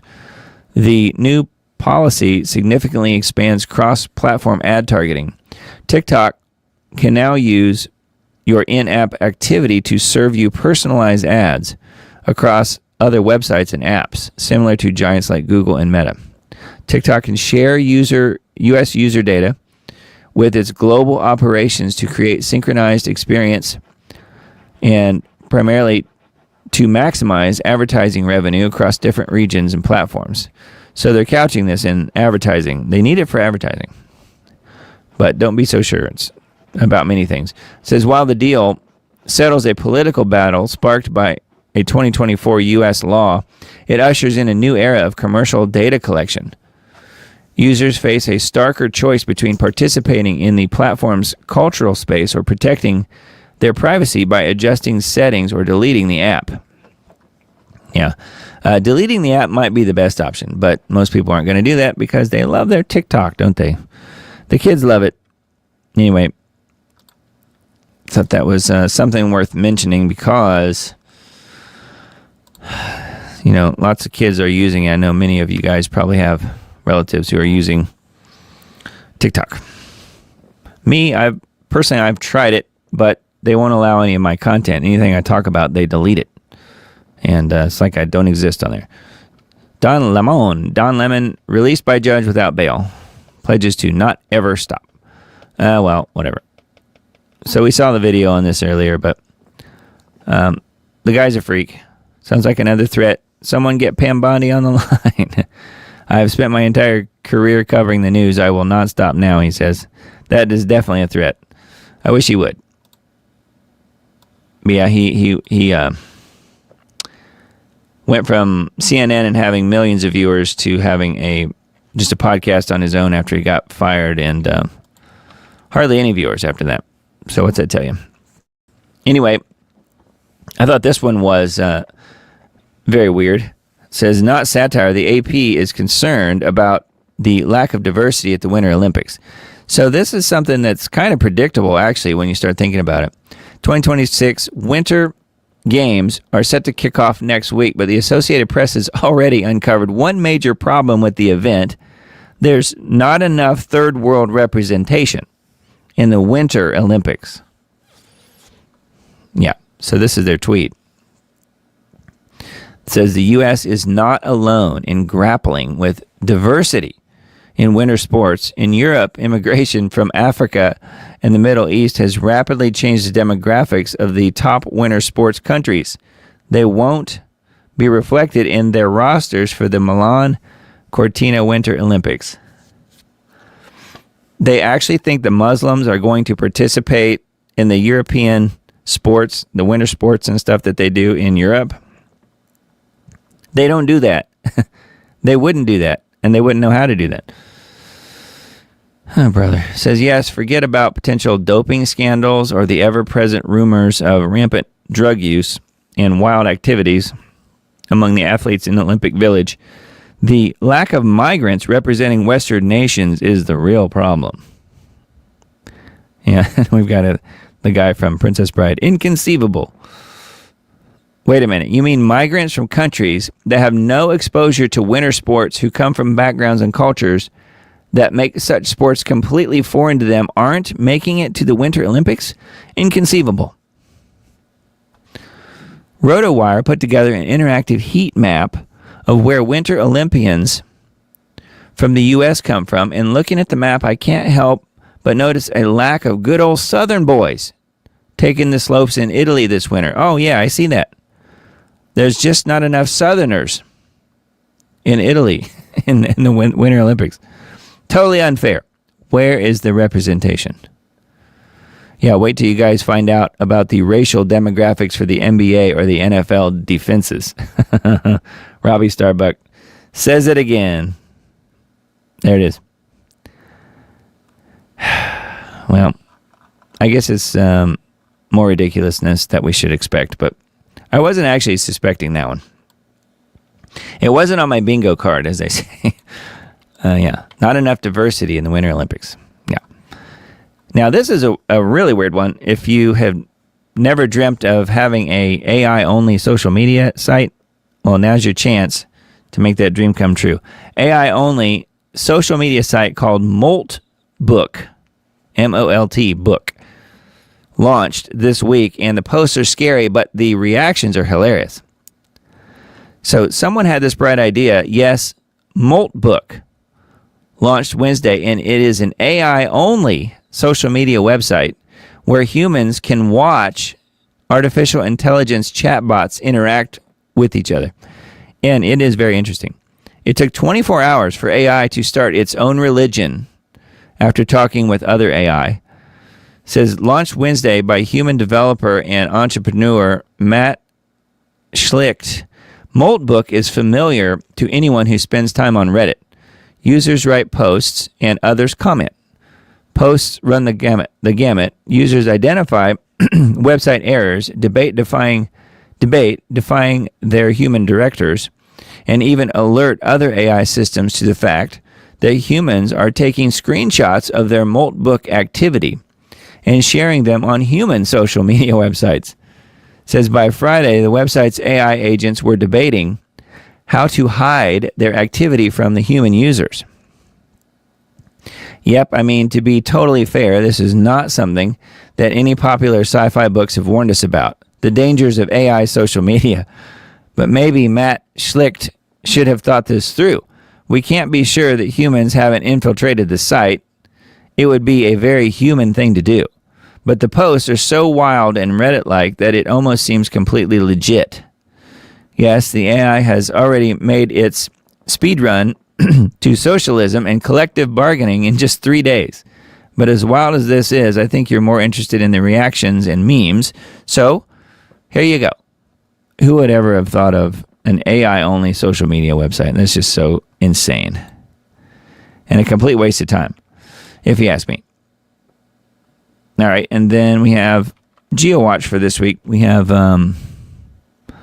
the chemical ice Mageddon 90-second alert, as Mr. Dane put out. 196 million under winter weather alerts as massive storm brings dangerous cold and snow.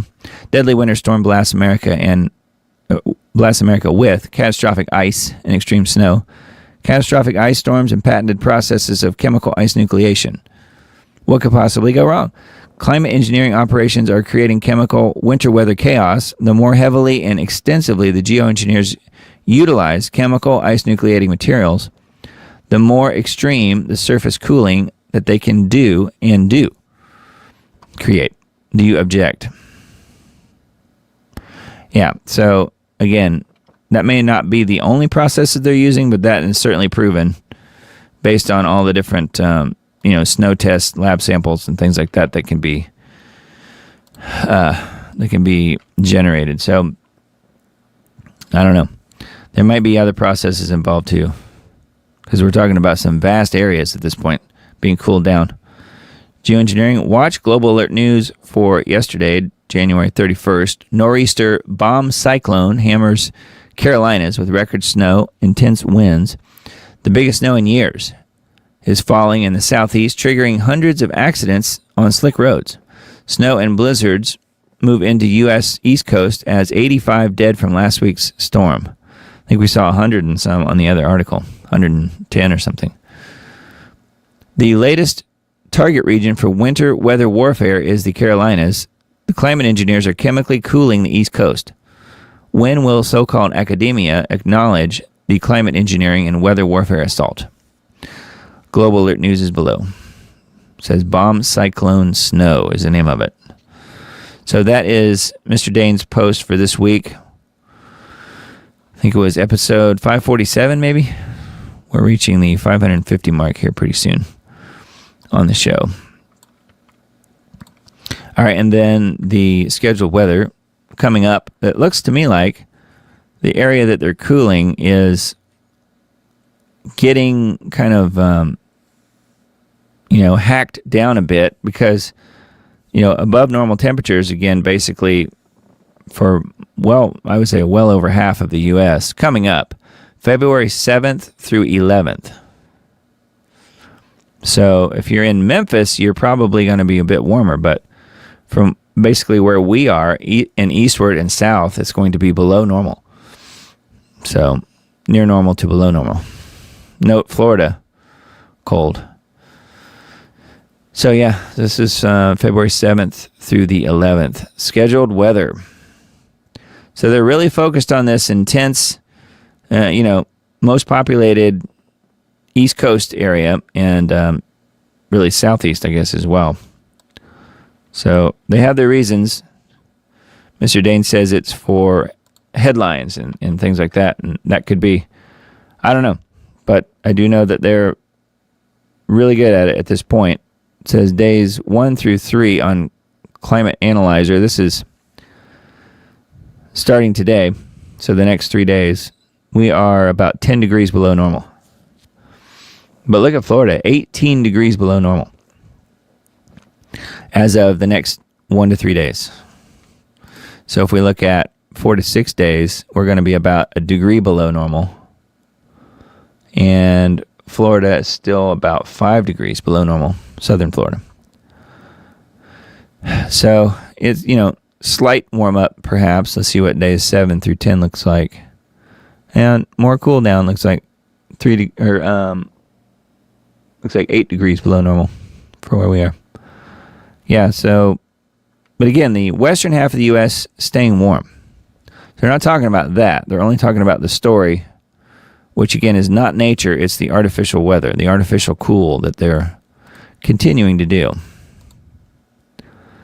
So anyway, it looks like there will be a lull there for a few days where it's slightly warmer. So the warm's starting to creep back in, and then they hit us again with spring. So if you happen to live in this area, watch your skies. Watch and see what they're doing in the skies around you. I noticed before we got all of that snow last weekend that they were spraying heavily. So they set it up. And we got it.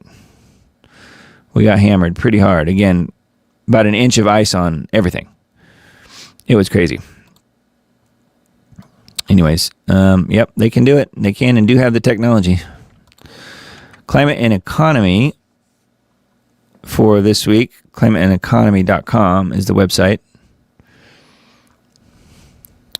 Entire temperature, northern hemisphere is now frozen with the exception of the United Kingdom, France, Italy, and Spain.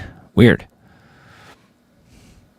It's rather rare to see the polar vortex spread out so extensively at the same time across both the Americas and both America and Eurasia.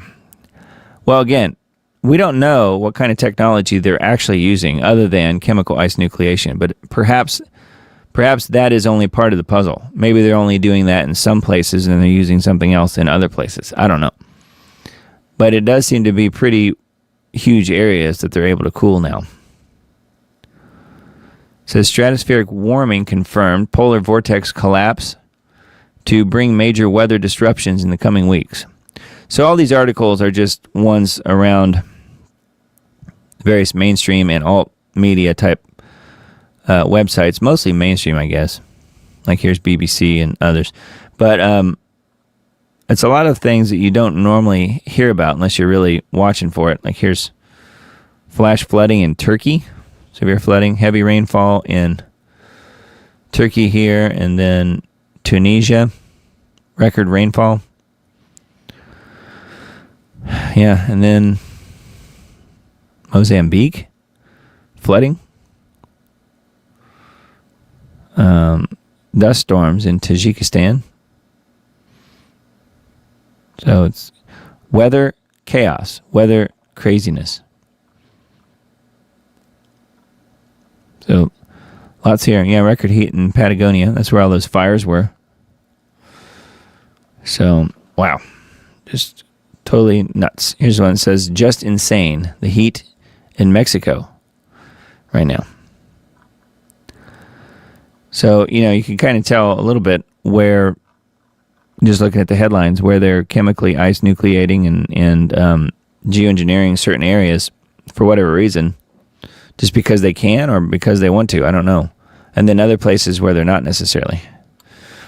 That would be the places that really heat up. Those places are being left for whatever reason, not being flooded out or being frozen. U.S. poised to strike Iran. Trump sets deadline as naval armada converges. This is dated today. Senior American officials, military officials, briefed leadership in a key Middle East ally that Trump could authorize an attack on Iran as early as Sunday, which that's now. I guess that didn't happen. This seems to me like a little bit like what happened with the whole Venezuela thing with Maduro. They keep saying, oh, we're going to do it. We're going to hit him. 24 hours, 48 hours, we're going to hit him, and then nothing happens. So it's kind of like the whole crying wolf thing.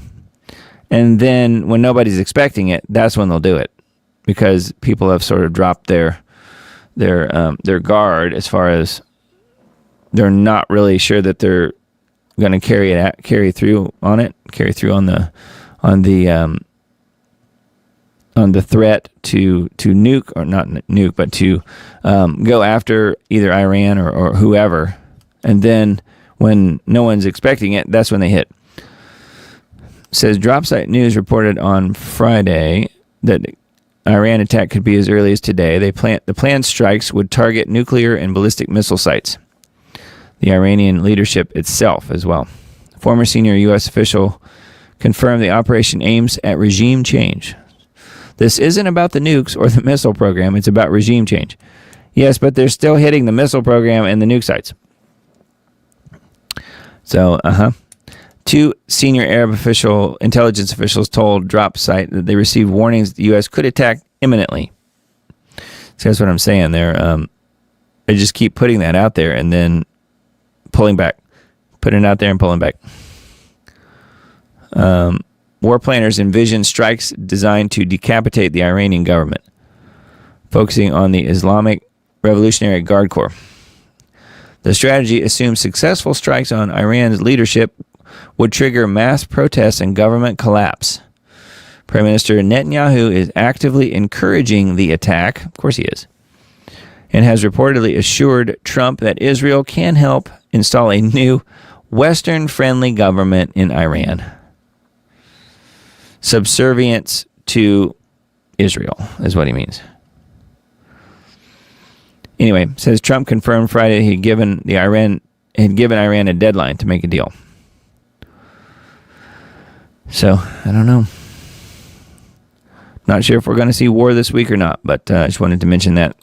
According to this article on Israel 365 News, it looks like it's pending, but it may not be. Then there's this one, a call for Christian unity, standing with Israel in the Holy Land. January 9th, it says, I joined a delegation including Eliav Shailin, chairman of the Israeli Christian Voice, and then a few other people here, a bishop, a father, another father, and so on. Representatives from the Jerusalem Institute for Justice for a meeting with the U.S. Ambassador to Israel, Mike Huckabee. Our goal was clear: to advance the rights, status and public standing of Israel's Christian community while strengthening strategic, cultural, and diplomatic ties with Western and Christian world. I think they mean making sure that they're getting the evangelicals' money, it looks like.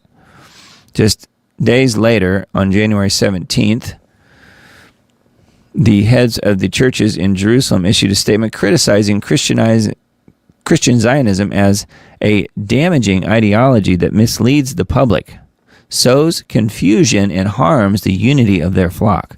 In other words, you can't use those words, Christian Zionism. They asserted exclusive representation of the Christian life in the Holy Land, expressing concern about outside influences and official welcomes. The statement sent shockwaves through global Christianity. Major organizations, including the International Christian Embassy Jerusalem, which rebutted it biblically, and voices like Ambassador Huckabee responded firmly. Huckabee emphasized that no single tradition speaks for all Christians. Defending evangelical support for Israel is rooted in Scripture, he says. Media outlets such as Religion News Service highlighted the divide. Historic Arab-led churches facing demographic decline and regional pressures versus Western evangelicals who view backing Israel as a faith imperative. And that they do, don't they? It's a must. You can't question it, or you're bad. That's how you know it's a cult. Anyway, that's Israel 365 News. And I think that might be the last article. So let's see here. Make sure you're on the Substack, diamonddisc.substack.com, and I will send out all the articles I mentioned tonight on the Substack post that I send out probably Tuesday. Usually it's on Tuesdays. Monday I'm usually still working on trying to finish the show, put it all together, and get the podcast part posted and get the video version of the show posted as well. If you want to support the show, there are some options here on not only Substack, right here, diamonddisc.substack.com, but also on Subscribestar. So thank you guys for support on the show. I've lost a number of supporters for some reason. I don't know why. There's not been any complaints, although maybe they're just not telling me. I have no idea. But yeah, I'm down to, this says 4 subscribers. I don't know why it says that. It's technically 3 when I look at it on the back end here on Subscribestar. So thank you guys. You know who you are, who are still supporting the show. And I've lost about 5, I think, on Subscribestar, but I only had like 7 or 8. No, I had about, I guess it was 9 officially, but lost 5 in the last probably 4 weeks. So I don't know what's going on there, but could just be that people are out of money after Christmas. I have no idea. But anyways, let me know if you guys have any questions about anything on that. But those mechanisms are there if you want to support what I'm doing, and it does help me pay the bills. Otherwise, it's just, money out of my pocket to put the show on every week. So if you can't afford to support the show, that's totally fine. I would prefer, though, if possible, to at least like and subscribe and share the show and the links with other people. I know some people do that weekly even, and so thank you guys for doing that, and that's certainly very much appreciated as far as what I'm doing, and knowing that the people out there like the show enough to at least share that with friends and colleagues or whoever. So thank you guys in advance for that. And I'm looking to see if we've got any other video clips that I happen to want to show tonight. I think there are a couple of others. We're running a little early tonight, so let me just take a look at the big long list of comments and see if you guys have anything specific on comments for me specifically. Yeah, people asking or talking about the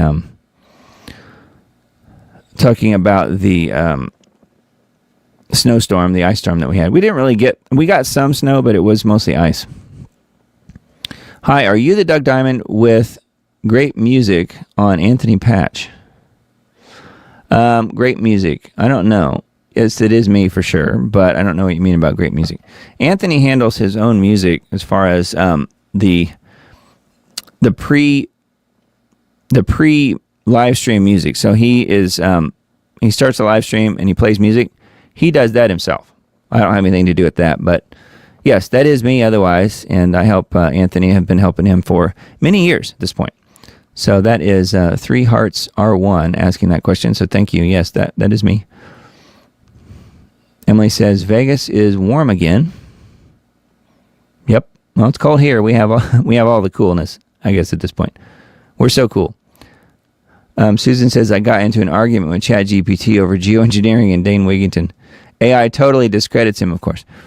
Yeah, it would, because it is the official narrative. So that does make sense. If it was praising him, we might have a problem.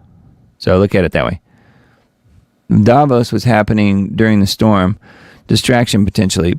Yeah, I mean, could be, but they didn't have the storm. We had the storm. So, yeah, it was kind of interesting on the timing of all that. But, yeah, I wanted to bring that up about Davos. But I guess that's all over now. They've folded all that up. Oh, talking about Tampon Trudeau and his new girlfriend. Orlando Bloom got replaced by Tampon Trudeau. That's funny. I didn't know that. Hey, Doug, you made it through. Miss you. Glad you're back. Thank you. Yeah, that's... yeah, I told the story of what happened at the beginning of the show tonight. So if you missed that I won't go through all that again. But yeah, it was an interesting week for sure. We had a lot of people who were really freaked out about the whole no electricity thing for a while. And we did have some neighbors, not next door neighbors, but people real close here that came over and stayed with us because they had 2 little kids and no power. So yeah, that was good to kind of get to know them a little bit better as well and trying to help them out to some degree. And then they ended up finding a hotel room nearby, so they ended up only being here one night. Catherine Austin Fitz lives in Switzerland. The epicenter of the evil dwells there also. I didn't know that. Okay. Interesting. I would love to see Don Lemon locked up. I know. Yes, I wouldn't mind that myself. Nothing against the guy other than he's a complete idiot. We are almost to 2028. Where has the time gone? I know. We're getting there. Yeah, that's something that's a year that I have been talking about for many years, really since 20... When did I start the video series? It was 2019. Yeah. Yeah, it was March of 2019 was the first End Times Dates Take It to the Lord in Prayer video that I put out. That was in 2019, March of 2019. So I've been talking about it for at that point it would be from 2019 to 2028. It'll be 9 years. I remember having that be part of the first video I did, saying 9 years and thinking how far off that was, and we're most of the way there now, which is crazy. May God bless and keep us all, Susan says. Thank you, Doug, for being there. Much love to all. Emily says, thank you, Doug. Blessings to you and yours. So thank you, guys. Appreciate that very much. And what does Betty say? I'll talk about the freezing cold, but nothing about citrus and spring veggie crops. A couple homesteaders I follow have lost their spring cool weather crops a week, 10 days from harvest. Oh, really? Wow. That's too bad. I didn't know that. Yeah, the weather is scheduled, and maybe many people know that at this point, but it is whatever the geoengineers and the bankers and people want to do at this point. And we don't know what their plans are. Susan says, wow, that time has flown by at light speed. I know, it really has. It really has. But here we are, 2026. It's hard to believe. So perhaps God really is doing exactly what he said he would do, and that is compressing those last 3.5 years. Perhaps he's compressing that time down, making the time short so that Satan will not have as much time as maybe he thought he was going to have. Maybe he thought he was going to have 3.5 years, and perhaps he's had that, but it didn't perhaps work out the way that he thought it might. So I don't know. But yeah, your guess is as good as mine on that, but I'm still holding true to the September 2028 Jesus return date. That's something that I did not come up with, by the way. That is something that I've been talking about since 2019 when I first learned about it. But, we put other pieces of the puzzle together, tried to, over the years. And, I feel like things are still, even though things are not working out exactly like one might think that they would, based on what you feel Scripture is saying, what you think Scripture is talking about. Perhaps it's unfolding exactly like it's supposed to, though, and things will work out exactly as God intended, no matter what happens. So, I'm not really concerned about anything other than to know that Jesus is going to keep his word, and he is the fulfillment of Scripture, and that when he comes back, whenever that is, he will completely and perfectly fulfill Scripture exactly as it should be, exactly as it was from the beginning. So, anyways, love to you guys, and hope you guys have a great week this week coming up, and hope it's a good one. I wanted to see if I've got another video here. Yeah, we'll play one or maybe two more. I've got a couple of Reese reports here as well. He released a couple things this week. Well, one this week, one last week. And we've got some others here that are John Bound reports. So we'll watch one or two of those on the way out. And hope you guys have a blessed week this week. And look forward to seeing you guys again next week, which will be, what is that? Today's the 1st. So I guess it'll be the 8th at 9 p.m. So February 8th at 9 p.m. will be the next Diamond Report Live. And hope it's a great week for you guys, and hope you stay warm and, maintain your power and internet connection and all of that stuff that you might need this week. And hopefully you guys will have a really good one, and we'll get back together again next week and talk about it some more. The end times. I think we are right smack in the middle of it. Love you guys. I'll talk to you again real soon.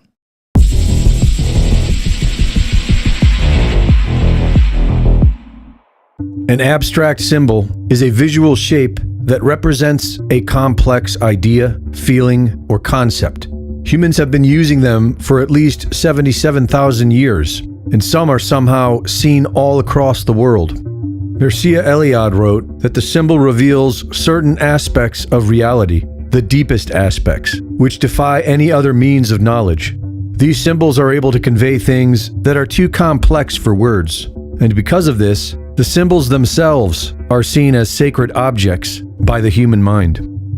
Neuroscience has mapped the cognitive order of operation for processing abstract symbols, and one of the key findings is that the brain treats highly familiar symbols such as logos, religious icons, and letters of the alphabet more like objects than abstract shapes.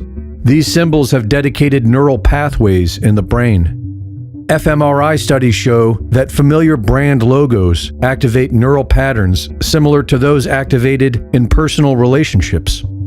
Abstract symbols evoke emotional responses that are processed before rational analysis engages.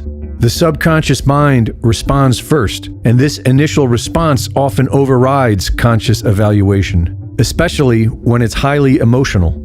To regular customers of McDonald's, the Golden Arches logo triggers approach behavior, and a blue donkey and red elephant can trigger emotion strong enough to keep millions of Americans from ever thinking rationally. When a familiar symbol is inverted, the subconscious experiences what is known as expectancy violation or prediction error.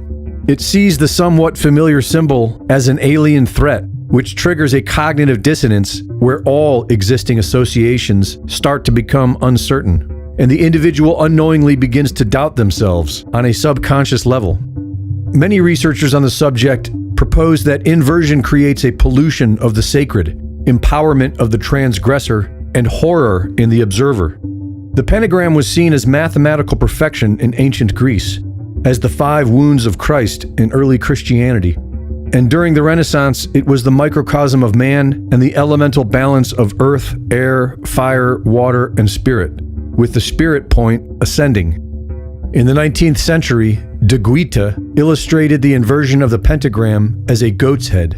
The inverted pentagram has the spirit point descending, and now triggers negative emotions in the minds of millions. The Sanskrit word svastika translates to English as well-being.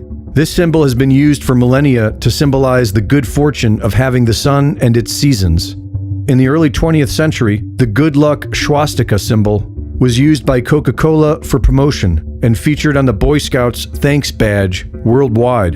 The National Socialist German Workers' Party adopted the swastika as a party emblem in 1920, and after 5,000 years of positive associations, this ancient symbol of good fortune is today seen by many as quite the opposite. The practice of using symbols to trigger a subconscious response in humans was mastered by the three Abrahamic religious traditions.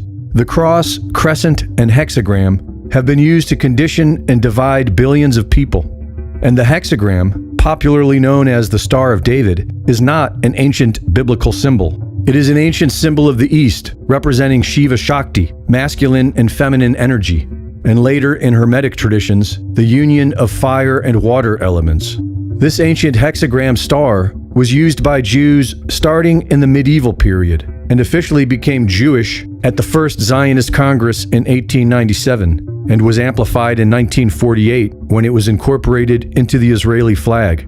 For thousands of years, this hexagram triggered the idea of divine union, balance, and harmony. And for millions today, it now triggers strong emotions of an ethno-state religious identity and/or genocide. Conscious awareness of this conditioning does not eliminate its effect on the mind. One must actively reprogram their own mind and often adapt. This can be done with practicing mindfulness and becoming aware of autonomous thoughts and functions of the self. Greg Reese reporting. In The Mind-Wandering Discovery by Killingsworth and Gilbert, over 250,000 data points showed that people were not focused on what they were doing for about 47% of their waking lives. And the less focus they had, the more unhappy they were. Decades of research show that nearly half of daily life consists of automatic behaviors executed without conscious decision-making.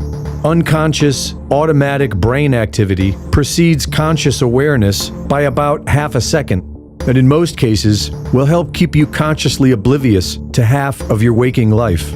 There is a default setting that our nervous system goes into whenever we lose focus and wander. Scientific studies have identified it as the default mode network. This is what Buddhism calls ignorance, and Gurdjieff called waking sleep. Many spiritual traditions have diagnosed the human condition as one of chronic inattention, and have taught various practices to remedy this problem and help us wake up. But this chronic inattention is big business for authoritarian governments, which is why there has been so much invested into covertly programming the subconscious mind with media. If people are content to live half their life unaware of themselves, then a governing system will manage their lives for them as they see fit. The unconscious brains of billions are programmed to make predictable choices without ever activating conscious awareness and critical thought. And that's old-fashioned compared to the latest neural implant science. The claustrum is a thin, irregular sheet of neurons present in both hemispheres of the brain and has more biodirectional cortical connectivity than any other structure. It is believed to be the conductor of the orchestra that binds together all sensory streams into a unified conscious experience. In the Kobesi study of 2014, electrodes were placed between the left claustrum and the anterior insula of a patient who was conscious and performing tasks. When they turned the electrode on, the 14 Hz signal caused an immediate shutdown of conscious awareness. The patient had a blank stare and was unresponsive to commands, but continued to perform their automatic behaviors. Once the switch was turned off again, the patient experienced immediate recovery with no memory of the interruption. If consciousness can be switched off with a 14 Hz signal, and most people are already operating unconsciously half the time, the implications for autonomy are profound. Focused self-awareness brings more happiness and success, and for regular practitioners, much more. Meditation experts have significantly changed their own brain structure and are operating on levels unattainable to those with a wandering mind. But for the beginner, this higher consciousness is achieved with the simple practice of becoming fully aware of whatever you are doing at any given moment. This is expressed succinctly with the Zen proverb, Before enlightenment, chop wood, carry water. After enlightenment, chop wood, carry water. A significant amount of the population is mostly running on autopilot and making decisions based on subconscious triggers. And there isn't much you can do about that. But if you truly want freedom, the default zombie mode of thinking must be overridden through regular daily practice. It doesn't cost anything, and you can start right now. Chop wood, carry water means whatever you are doing, do it with presence. Like Thich Nhat Hanh famously wrote, daily chores are not chores. They are opportunities to practice mindfulness and experience the miracle of life by being fully present. When everything we do is done with intention, only then can we claim to have agency over our own self. And without that agency, there will be an authoritarian state to administer it. Greg Reese reporting.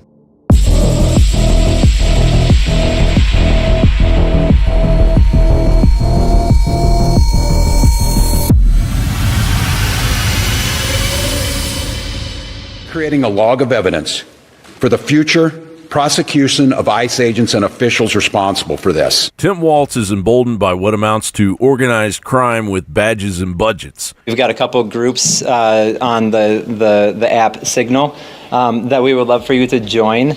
Whether or not you want to be a part of the Resistance Network, I fully understand that you may not be comfortable with that, but if you see any suspicious vehicles, any traffic, if you know of anybody that is being targeted, that's being detained, we have resources immediately available. Independent journalists and undercover ops have cracked open encrypted Signal chats used by radical left networks to dox, stalk, harass, and straight up impede federal ICE agents during the ongoing immigration enforcement chaos in Minneapolis and St. Paul. Cam Higby's infiltration of these groups blew the lid off. This is John 612. That we are at Grand and Lake. We're heading toward Irving. We can try and join you. Signal chats are buzzing with anti-ICE operatives, and local police are complicit, cooperative even, with real-time access to national databases for tracing license plates courtesy of law enforcement insiders, as well as shift changes leaked from within departments. And quit referring to these people as law enforcement. They are not law enforcement. We have law enforcement who do an incredible job. Anita Smithson, dispatcher in the ICE Watch chats, Minnesota State Senate candidate, BLM supporter, Indivisible Minnesota member, and a big Waltz Ilhan Omar backer. She is allegedly using her U.S. bank risk management job for potential access to license plate databases to aid doxing. The chats coordinate rapid response ambushes on federal officers, share real-time locations and personal info, all while tying directly into state-level political operatives. We just got this message, and it says, we know that you're in Minneapolis, you're with O'Keefe and his crew of Nazis, you're in a white Ford license plate. They actually wrote the license plate down from Florida. You have 1 hour to leave or you're dead. Peggy Flanagan, Minnesota Lieutenant Governor, allegedly exposed as Flan or Flan Southside in the chats. Show up and use your voice. Put your body on the line. Put your body on the line. Amanda Kohler, Tim Walz campaign strategist and protest organizer, identified as a top administrator in the MN ICE Watch Signal group, training rioters in tactics like salute, a strategy straight out of the ICE Watch playbook for obstructing agents. I want to move my car! Move! I am disabled! I have a brain injury! Kohler's LinkedIn brags about her ties to Monarcha, an ICE Watch offshoot listed as a resource on the Minnesota government website under the Office of Ombudsperson for Families, no less. John Otte, media press figure allegedly participating in the Signal groups, highlights coordination between activists and journalists to shape narratives around the protests and incidents. We're not ICE. Why are you guys following us? We're following them because they were following us. Well, you look suspicious as Speculative ties at this point keep swirling around Governor Tim Walz himself as the alias boogie. Broader allegations point to dozens more State House Senate representatives, gang members, and even media embeds in these networks. This isn't some fringe chat. It's allegedly a coordinated effort blending government insiders, campaign staff, Antifa elements, and media to obstruct federal operations. These claims suggest state-level involvement in protest networks. These are not organic protests. They are a desperate, highly coordinated, state-level weaponized resistance protecting massive fraud. Over 80% of the Somalia households receive some form of public assistance.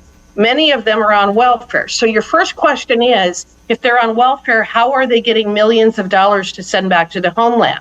Number one. Number two, if they're on welfare, why do they need childcare? They're not working outside of the home. Why would there be this number of Somalia child care centers? If the feds move, we're looking at sedition-level fallout that could collapse the Minnesota DFL, or Democratic Farmer Labor Party, machine overnight. John Bound reporting for InfoWars.